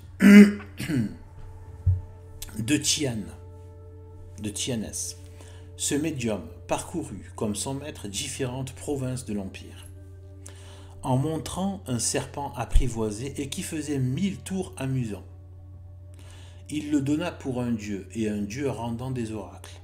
À cette nouvelle, on vit les habitants de l'Ionie, de la Galatie, de la Cilicie, les Romains eux-mêmes et jusqu'à Rutulius, qui commandait l'armée, accourir en foule à l'oracle vivant, au python voyageur. Ces réponses lui gagnèrent la confiance. Dans ces provinces, comme dans le reste de la terre, on se prosterna devant le dieu serpent. On lui offrit des sacrifices et des dons précieux. On lui éleva des statues d'argent. L'empereur lui-même voulut voir le dieu. Alexandre fut mandé à la cour, où il fut reçu avec de grands honneurs. Pas plus que les Grecs, si vantés pour leur philosophie, les Romains, maîtres du monde, n'ont échappé à la domination de l'odieux reptile. Dès l'origine, ils ont adoré le dieu serpent et leurs hommages ne se sont pas démentis. Énée, leur père, E-N-E-E, E-N-E-E, fonda près de Rome une ville appelée Lavinium, qu'on peut appeler l'aïeul de Rome. Non loin de Lavinium était un bois sacré, large et obscur, où, dans une caverne profonde, habitait un grand serpent. Ici encore, c'étaient des jeunes filles qui étaient des prêtresses de ce dieu. Quand elles entraient pour lui donner à manger, on leur bandait les yeux, mais un esprit divin les conduisait droit à la caverne. Un esprit divin en italique, ça veut dire un démon. Un démon les conduisait droit à la caverne. Si le serpent ne mangeait pas les gâteaux, c'était une preuve que la jeune fille qui les avait présentés avait cessé d'être vierge. Et elle était impitoyablement mise à mort. Oh là là.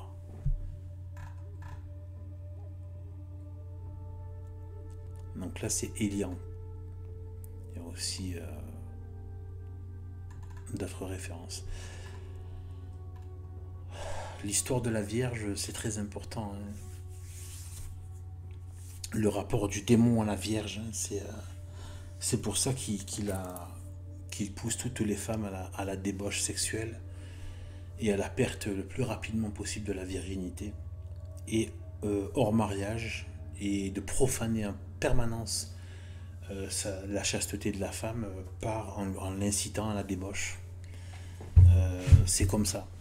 Il y a une des parties de ce même livre que je suis en train de lire, où parmi les premières parties, je crois que j'ai mis...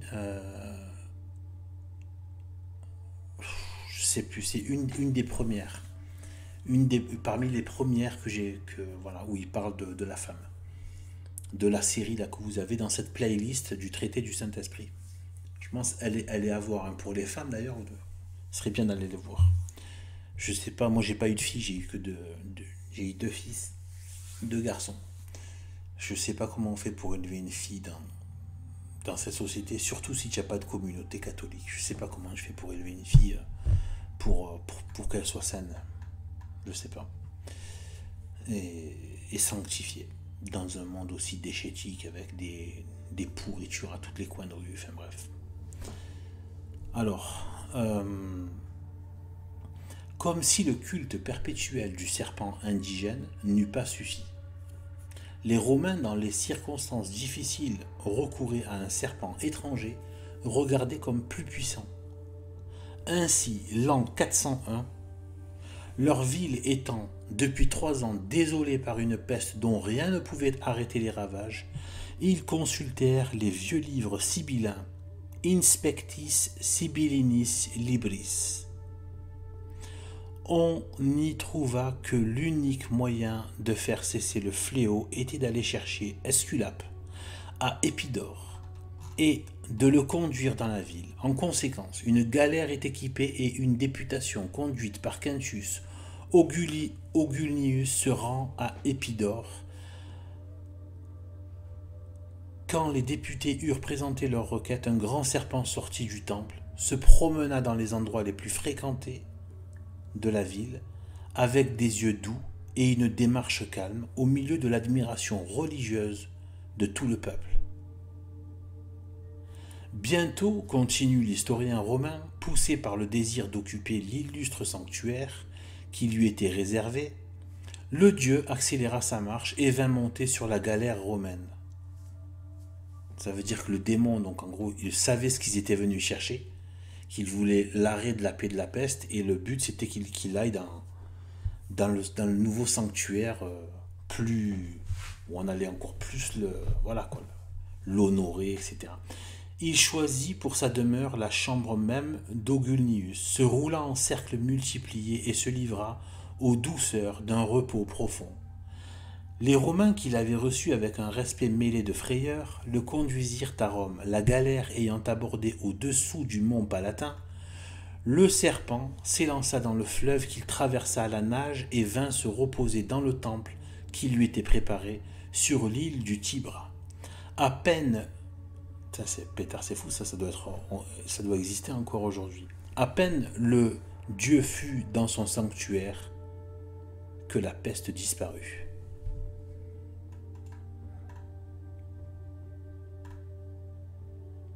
Et voilà.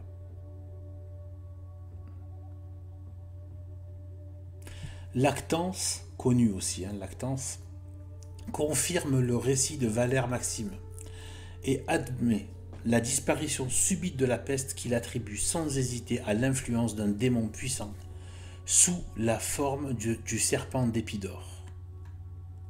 Et là, il y a aussi la référence, donc qui est des divines, voilà, incite, livre 2, chapitre 17. Alors, parce qu'ils font des abréviations en fait. Des divines, incite, peut-être c'est de la divinité des institutions, peut-être que c'est ça, de la part de Lactance. Donc Lactance c'est connu, voilà. Donc livre 2, chapitre 17, voilà. Donc là, vous avez carrément des grandes références intellectuels qui sont là en train de dire voilà, donc il y avait un serpent, etc., qui était apporté en galère, qui a été mis le Tibre au bas du mont Palatin, puis qui traverse la mer, et il va directement dans son temple, et là la peste s'arrête. Voilà, voilà. Alors donc on continue. Bon, ça commence à être un peu long quand même ce chapitre, mais bon, c'est tellement passionnant.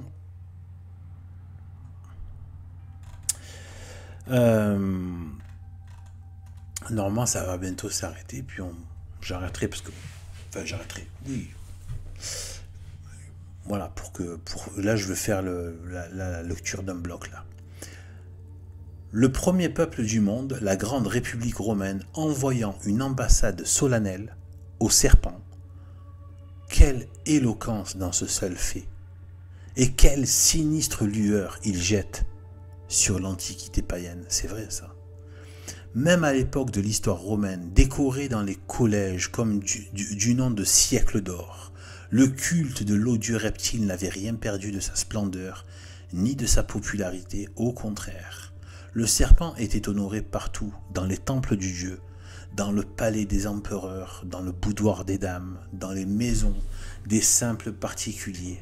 Atia, mère d'Auguste, étant venue au milieu de la nuit, suivant l'usage pratiqué dans les temples à oracle par songe, dormir dans le temple d'Apollon, fut touchée par le dieu sous la forme d'un serpent. Ah mais je l'ai déjà lu ça, quand je lisais la vie d'Auguste, il me semble. Ah, que lui-même serait même, je crois même que c'est lui, il est né de ça en fait apparemment. Je crois même qu'il est né, que Auguste a une naissance miraculeuse de sa mère dans un temple, un serpent. Ça me dit quelque chose, ça. Son corps fut marqué de la figure indélébile de cet animal, à tel point qu'elle n'osa plus se montrer dans les bains publics. À partir de ce fait, Auguste se prétendit fils d'Apollon et voulut que ses médailles perpétuassent le souvenir de cette glorieuse descendance. Ben voilà, c'est ça. C'était bien ça. Ah, vous vous rendez compte, quand on lit, mais on n'a pas les clés, je pensais que c'était un peu un côté voilà, mythologique, mais non, apparemment, il a vraiment, il y a vraiment eu, pendant qu'elle était enceinte de lui, il y a eu quelque chose avec le serpent qui s'est passé de mystérieux. Donc, vous vous rendez compte, au point où elle n'allait plus au bain, et lui qui a vraiment marqué ça, descendance d'Apollon, qui a vraiment mis ça dans ses médailles, dans les médailles, donc quand même. Hein. Et voilà, donc les Vestales n'avaient pas seulement la garde du feu sacré, elles étaient spécialement chargées de soigner un serpent sacré, vénéré comme le génie tutélaire de la ville de Rome. Elle lui apportait sa nourriture tous les jours et lui préparait un grand festin tous les 5 ans. Ces vierges païennes avaient aussi sous leur garde une autre idole que la pudeur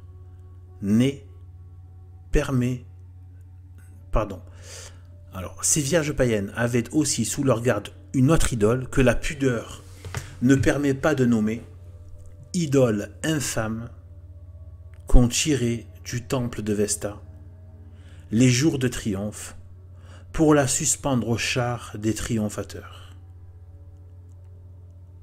Bon, vous vous rendez compte, si la pudeur ne permet même pas de la nommer, ça doit être vraiment obscène, hein, vraiment odieux. En sorte que, enfin, obscène et en plus quelque chose d'assez odieux. En sorte que le but de Satan était de conduire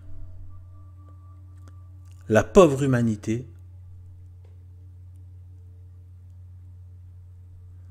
au dernier degré de la cruauté et de l'impudicité.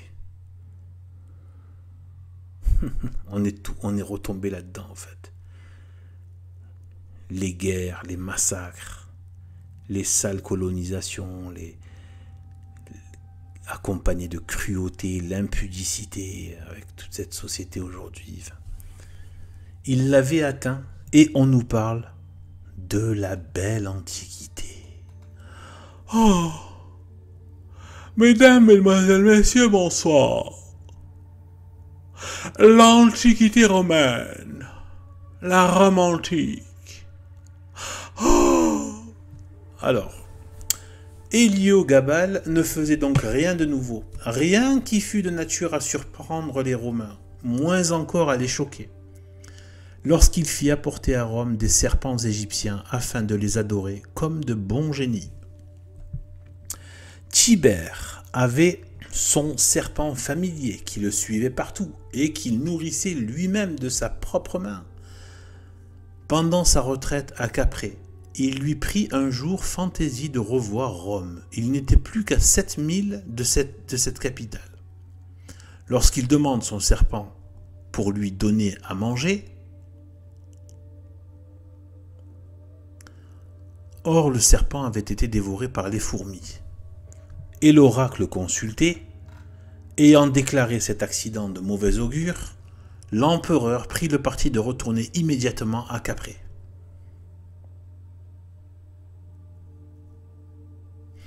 Néron portait comme talisman une peau de serpent liée autour du bras. Eh ben voilà. Vous voyez le persécuteur l'ignoble persécuteur de nos frères chrétiens, frères et sœurs chrétiens et enfants chrétiens.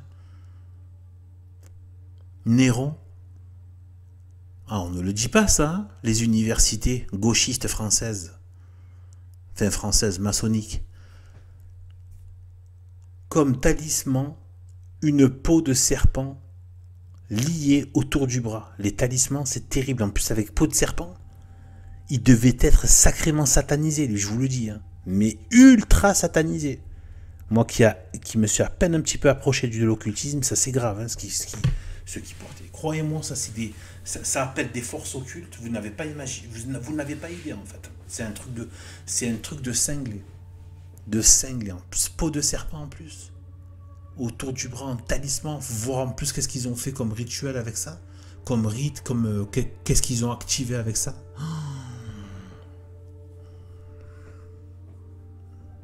Eh ben dis donc. Mieux que cela, citation, plusieurs médailles de Néron, dit Montfaucon, attestent que ce prince avait pris le serpent pour patron. Fin de citation. Il faut ajouter, et pour protecteur, ainsi à Rome, sur les murs de la maison d'or de Néron, le voyageur lit encore l'inscription qui menace de la colère du serpent. Quiconque se permettrait de déposer des ordures près de la demeure impériale. Eh ben dis donc. Ça doit peut-être encore être visible, je sais pas. À l'exemple des empereurs, les dames romaines avaient aussi des serpents familiers. Tantôt elles se les passaient autour du cou en guise de collier, tantôt elles jouaient avec ces reptiles qui, pendant les repas, montaient sur elles et se glissaient dans leur sein. Dans cette familiarité avec le serpent, les hommes, comme il faut, imitaient les femmes. Les provinces imitaient la capitale. À Pompéi,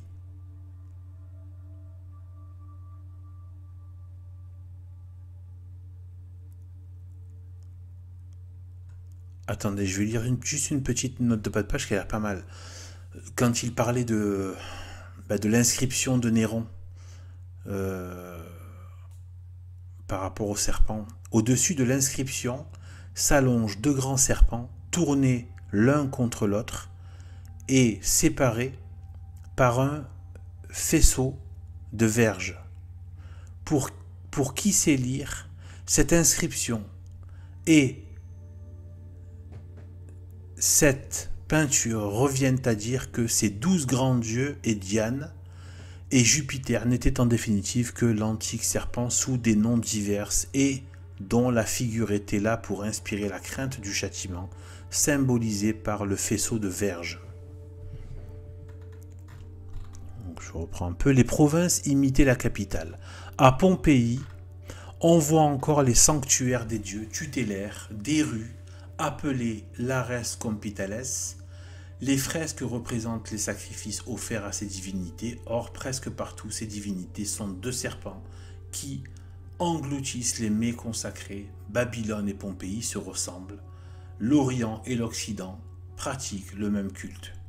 Dans la même ville, sur les murailles des Pistrinés, lieu où l'on manipulait la pâte, comme la pâte à pain quoi, et peint le sacrifice à la déesse Fornax. La scène est couronnée par les deux serpents qui jouent un si grand rôle parmi les divinités de Pompéi. L'image de la divinité favorite se retrouve jusque dans les ornements de toilette.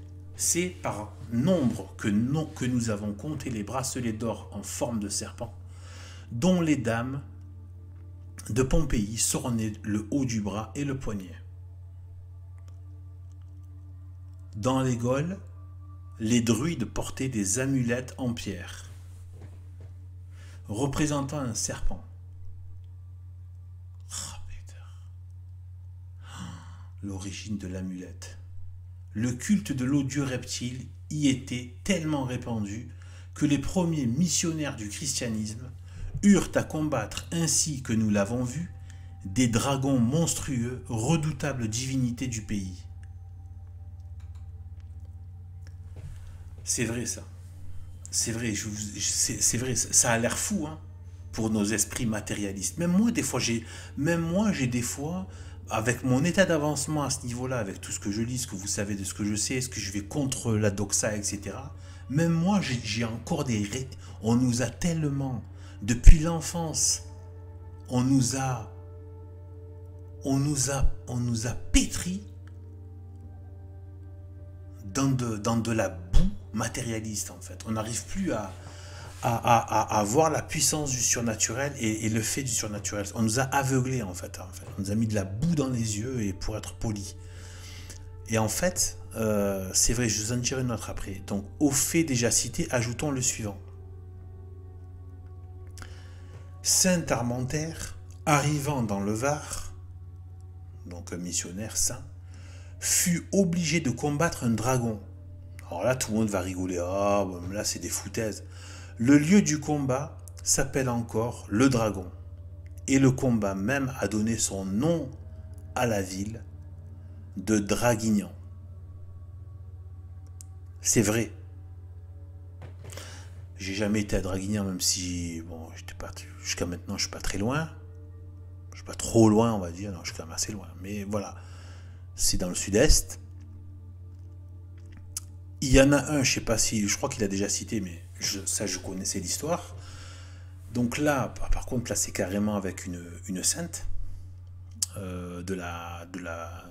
comment dire, des amis de Jésus, hein, de Jésus-Christ, de Dieu, cette sainte famille. Eh bien, vous savez que, petite parenthèse, mais je pense que c'est pas pour rien qu'il y a autant de saints de la famille de Jésus qui sont venus autant en France, en fait. Et que à la France qui allait jouer ce rôle justement de gardien temporel, militaire, guerrier de l'Église catholique. Hein, c'est pas l'Italie, c'est pas Rome qui a été la puissance et le bras armé, mais la France. C'est la France qui a fait plier les Germaniques, les Saxons, etc.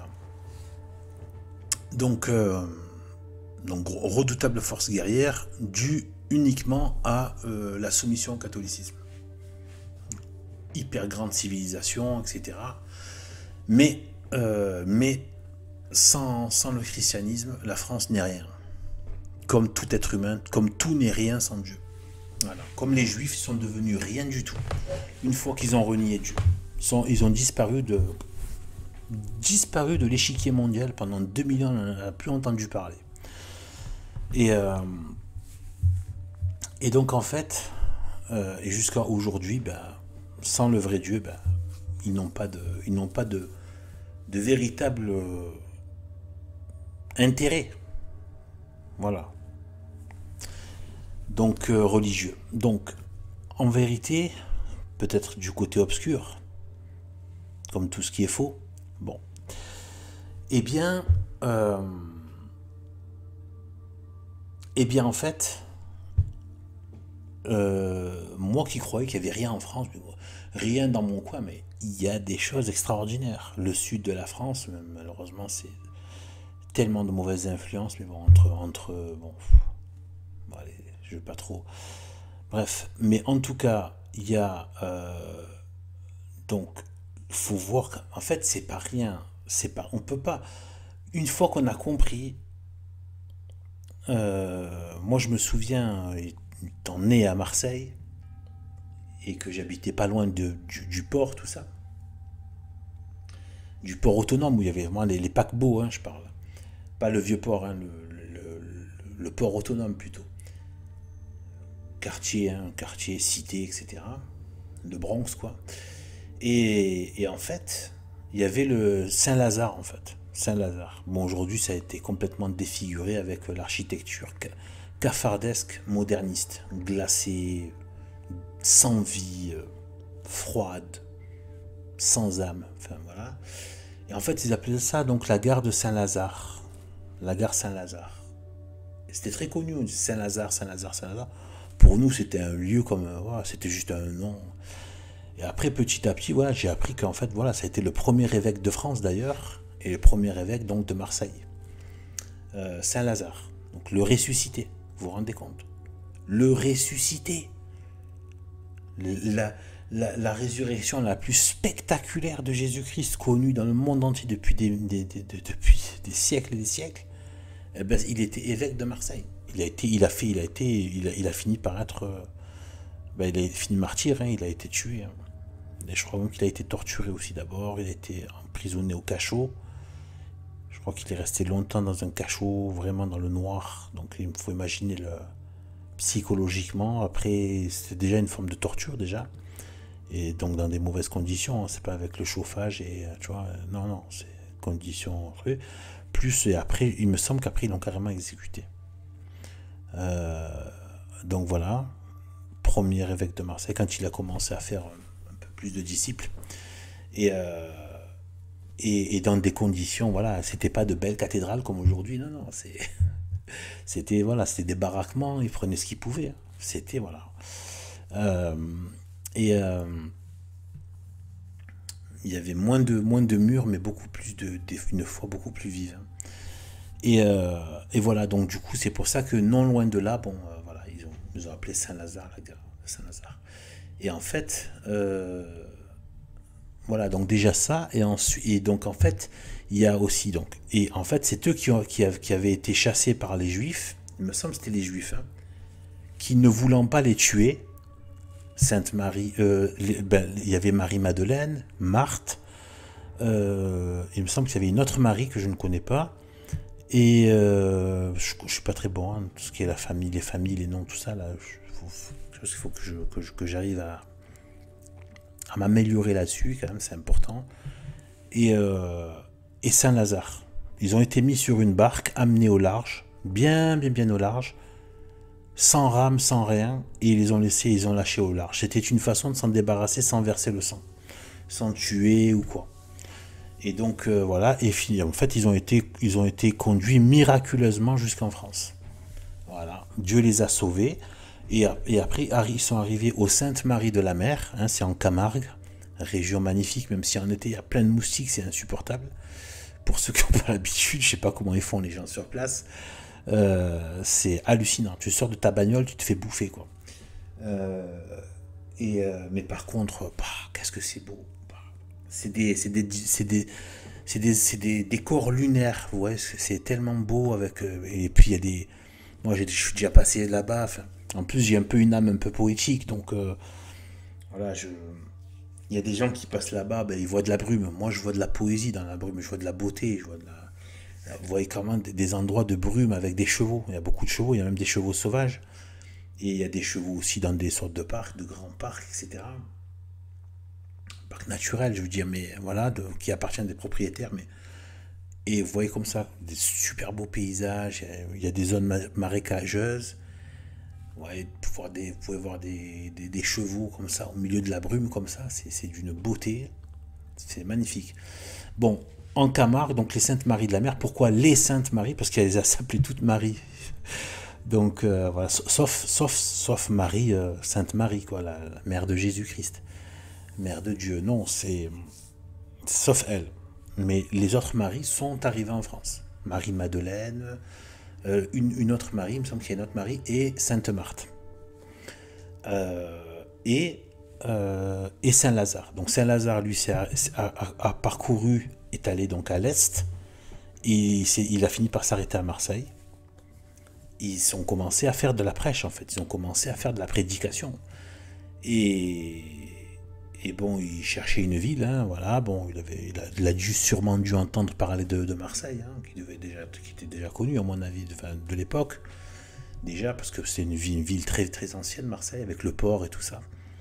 Et donc, voilà, il a été le premier évêque d'ici. Je sais pas comment c'est passé. Après, j'ai pas tous les détails de comment ils sont. Voilà, c'est assez obscur d'ailleurs. Et d'ailleurs, je l'ai vu, hein, voilà, il y a son crâne à Saint-Lazare qui est dans la cathédrale de la Major, à Marseille. Le crâne de Lazare le ressuscité, vous vous rendez compte? Ça fait drôle hein, d'être à 2 mètres et demi du crâne de Lazare. Je vous dis franchement, ça fait bizarre. Ça fait bizarre. Et de prier, voilà. Et en fait, il y a aussi donc Sainte Marie-Madeleine qui, elle, a continué, en fait. Elle avait une aspiration, d'ailleurs un peu comme moi, une aspiration à se retirer du monde, quoi. Alors, imaginez à l'époque. Déjà, Marseille, ça devait faire l'effet d'un village par rapport à aujourd'hui, quoi. Imaginez à l'époque, les villes, déjà, c'était un peu trop. Ouais, ce que je veux dire. Imaginez aujourd'hui, quoi. Le bruit des moteurs en permanence, les embouteillages, le monde, les vices. Ça devient insupportable. Les villes sont devenues des mouroirs de l'âme, en fait, et peut-être certainement même du corps, et de tout, de l'esprit, de tout, quoi. C'est des zones de non-vie pour moi, ça y est maintenant, voilà. Et donc en fait, voilà, elle voulait se retirer, elle aspirait plus à une vie de retraite. Son âme, on a différentes, le Saint-Esprit n'agit pas, voilà. Après, on n'est pas obligé on peut avoir une vie de retraite tout en étant militant. D'ailleurs, c'est ce que faisaient certains saints. Ils avaient à la fois de la retraite et en même temps, ils faisaient de la prédication.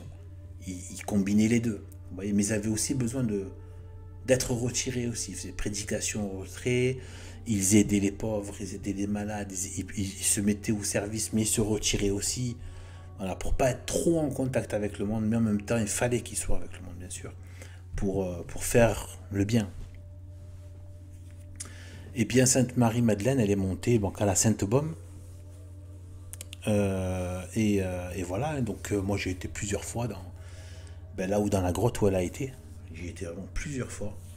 C'est un site protégé. Hein. C'est merveilleux, c'est magnifique. C'est à flanc de montagne, flanc de colline comme ça, mais raide. Enfin bref, bon, peut-être un jour quand j'irai, là, je filmerai ça. Mais par contre, ces restes à Sainte-Marie-Madeleine ont été transportés par des anges, c'est la tradition qui le dit, de cette grotte, cette grotte hein, qui est sur le plateau de Hops, il me semble, le plan d'Hops, il me semble que c'est. Et jusqu'à c'était l'église de l'époque de Saint-Maximin, qui est un village pas très loin, mais où il y avait apparemment voilà, une chapelle qui avait fini par se construire là-bas, et finalement des anges ont transporté les restes de Marie Madeleine, ses ossements, et l'ont amené là-bas directement. Pour ceux qui douteraient, n'oubliez pas Notre-Dame de Guadalupe, le Saint-Suaire et bien d'autres choses, les corps incorruptibles, etc., les guérisons miraculeuses, tout cela est tout à fait possible. C'est juste cette pseudo-science matérialiste qui veut nous enlever la capacité, enfin le sens du surnaturel. Ça existe. Et c'est rien en plus, hein, c'est pas quelque chose d'extraordinaire. C'est juste que Dieu, c'est un fait, Dieu ne veut pas passer son temps à remettre en cause les lois naturelles. Il les laisse fonctionner, ça fait partie de sa perfection. Voilà. Et s'il y a des choses qui sont limitées à certains endroits, c'est parce que, voilà, est-ce que cette humanité, enfin bref, je ne veux pas rentrer dans ça. Donc, eh bien, voilà, elle est partie là-bas. Donc, et en fait, ces restes, du coup, que j'ai vus aussi, ça fait... Ça, je me filmerai là bientôt, enfin, je filmerai quand j'irai, je retournerai à la grande église là où il y a les restes où il y a le crâne hein, d'ailleurs, on voit le crâne de Sainte Marie-Madeleine. Et voilà, ça fait drôle. J'étais à 1 mètre, de son crâne. C'est le même front que Jésus a touché, la première qui a vu Jésus-Christ ressuscité. Ça fait drôle. Quand je repense à ça, surtout quand je vois le crâne, mais en repensant à ça, ça fait drôle quand même. Eh bien voilà, donc les Saintes Marie. Eh bien, Sainte Marthe, par contre, donc Saint-Lazare à Marseille, Sainte Marie-Madeleine, c'est ce que je vous ai dit, donc une grotte dans la nature vers le plan d'Ops. À la Sainte-Baume, ces restes ont été transportés par des anges pas très loin à Saint-Maximin. Et Sainte Marthe est montée dans la ville qui s'appelle aujourd'hui Tarascon. Et en fait, elle a dû combattre un dragon qui s'appelait le Tarasque. Voilà, qui s'appelait le Tarasque. Et ça a donné la ville de Tarascon. Donc je ne savais pas par contre pour Draguignan. Et là on voit bien qu'il y a Dragon. Donc Draguignan et le Tarasque aussi, qui était le nom du dragon, dont tous les habitants, ils pouvaient plus sortir et tout ça, ils avaient peur et tout ça. Et en fait, il me semble qu'elle a agi pour qu'il soit chassé ou vaincu. J'ai pas l'histoire exacte. Et du coup, ça a permis beaucoup de conversions. Et aujourd'hui, il y a encore les restes de Sainte Marthe sûrement à la cathédrale de Tarascon. Voilà, donc c'est pour dire, voilà, quand j'ai entendu parler de ça, je voulais vous raconter aussi ça. Que voilà, Jésus-Christ, ensuite après sa mort et sa résurrection, tout ça, il y a eu, donc, ils ont été chassés, comme je vous ai dit, mis sur une barque à la mer, et ensuite, voilà. Et donc, il y a eu, voilà, et apparemment, elle aussi est une sainte, et elle a eu affaire à un dragon. Donc, ça se confirme avec ce que dit Monseigneur Gaume. Suivant les circonstances et le génie des peuples, le père du mensonge, sous la forme préférée du serpent, s'est manifesté comme une divinité bienfaisante ou comme un dieu malfaisant. L'amour ou la crainte ont enchaîné l'homme à ses autels. De là cette judicieuse remarque du savant M. de Mireville. Citation, le serpent, toute la terre l'encense ou le lapide. Fin de citation. Pneumatologie 11, mémoire ou que sais-je, TNP 431. Alors, les Lituaniens, les Samogiciens et autres peuples du Nord n'étaient pas moins fidèles adorateurs du serpent. Ils l'appelaient surtout à sanctifier leur table. Dans un coin de leur hutte, comme dans les temples de l'Égypte, étaient entretenus des serpents sacrés. À certains jours, on les faisait monter sur la table, au moyen d'un linge blanc qui descendait jusqu'à leur repère. Ils goûtaient à tous les mets, puis rentraient dans leurs trous. Les viandes étaient sanctifiées, et les barbares mangeaient sans crainte. Chez les Lituaniens, en particulier, le culte du serpent existait encore au XIVe siècle. En 1387, le roi de Pologne, étant venu à Vilna, convoqua une assemblée pour le jour des cendres. C'est une fête catholique, hein? Non, il me semble. Ouais. Je crois qu'il y a le mercredi des cendres. Je ne sais pas si c'est la même fête dont il parle. De concert avec les évêques qui l'accompagnaient, il s'efforça de persuader aux Lituaniens de reconnaître le vrai Dieu. Pour leur montrer que ce n'était pas la vérité qu'ils abandonnaient, il fit éteindre le feu perpétuel qu'on entretenait à Vilna et tuer les serpents qu'on gardait dans les maisons et qu'on adorait comme des dieux. Les barbares, voyant qu'il n'arrivait aucun mal à ceux qui exécutaient les ordres du prince, ouvrirent les yeux à la lumière et demandèrent le baptême. Nous ne pousserons pas plus loin notre voyage d'investigation chez les peuples anciens. Remarquons seulement que le culte du serpent était si universel et si éclatant dans la belle Antiquité que les temples avaient pris le nom de draconies, ce qui signifie que pour désigner un temple, on disait une demeure de serpent. Oh pétard. Là aussi, il met les références. Aussi, le culte du serpent vivant, du serpent en chair et en os, a été un des plus difficiles à déraciner. Nous en donnerons bientôt la preuve. En effet, suivant la pensée de saint Augustin, le démon aime de préférence la forme du serpent parce qu'elle lui rappelle sa première victoire. Que toutes les nations de l'Antiquité, sans exception aucune, aient payé au serpent le tribut de leurs adorations, c'est un fait acquis de l'histoire. C'est un grand historien qui parle là. Donc c'est vérité. Si étrange qu'il soit, il n'en est pas moins incontestable. Enfin, c'est vérité et on peut le vérifier et c'est vérifiable et c'est la vérité. On le sait, même là, on le voit avec les Asiatiques, leurs dragons, etc. On le sait tout ça. Enfin, on le sait. Ça fait tout de suite résonance parce que c'est effectivement ça, comme je disais, Hermès, etc. Le yoga avec les serpents autour de la colonne vertébrale, on voit qu'il y a eu ça, en fait. Vous voyez, et là, il donne des détails et des espèces de replis et de recoins qu'on ne connaît pas, et c'est magnifique. Hein. Moi, j'apprécie beaucoup cette lecture. Voilà, ben, pour ceux qui auront écouté tout ce temps-là, je ne sais même pas s'il y en a qui vont aller jusque-là. Au bout de 5 minutes, les gens ils en ont marre maintenant. Et encore, je suis gentil. C'est pas grave, moi je fais la lecture. Ça, ceux qui sont là, ils sont là.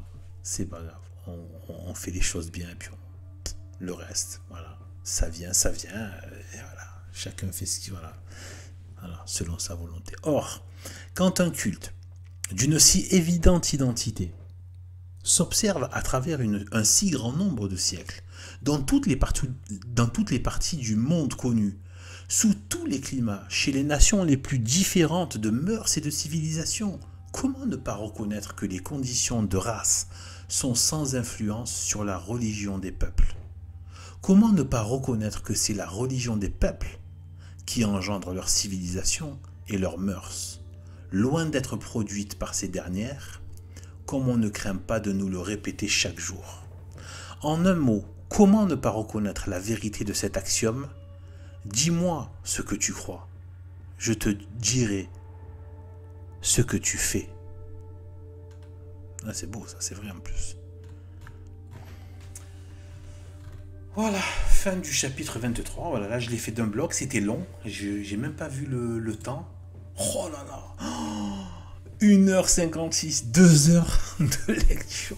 Oh, je sais pas s'il y a quelqu'un qui ira jusque là un jour. Oh, peut-être quelqu'un qui aura cliqué directement à la fin, quoi. Bon, en tout cas c'est sympa. Voilà, 2 heures d'audio. Bon bah, écoutez, hein, c'est... Bon, eh bien c'était magnifique, je me languis de lire le chapitre 24. Et voilà. Je vous dis à bientôt pour les prochains chapitres avec les lumières apportées par Monseigneur Gomme sur le Saint-Esprit et forcément par opposition à l'esprit du mal et les magnifiques travaux historiques qui nous propose, de toute haute stature, haute facture, tout ce qu'on veut, de très bonne extraction, magnifique. Allez, salut à tous et Dieu nous garde.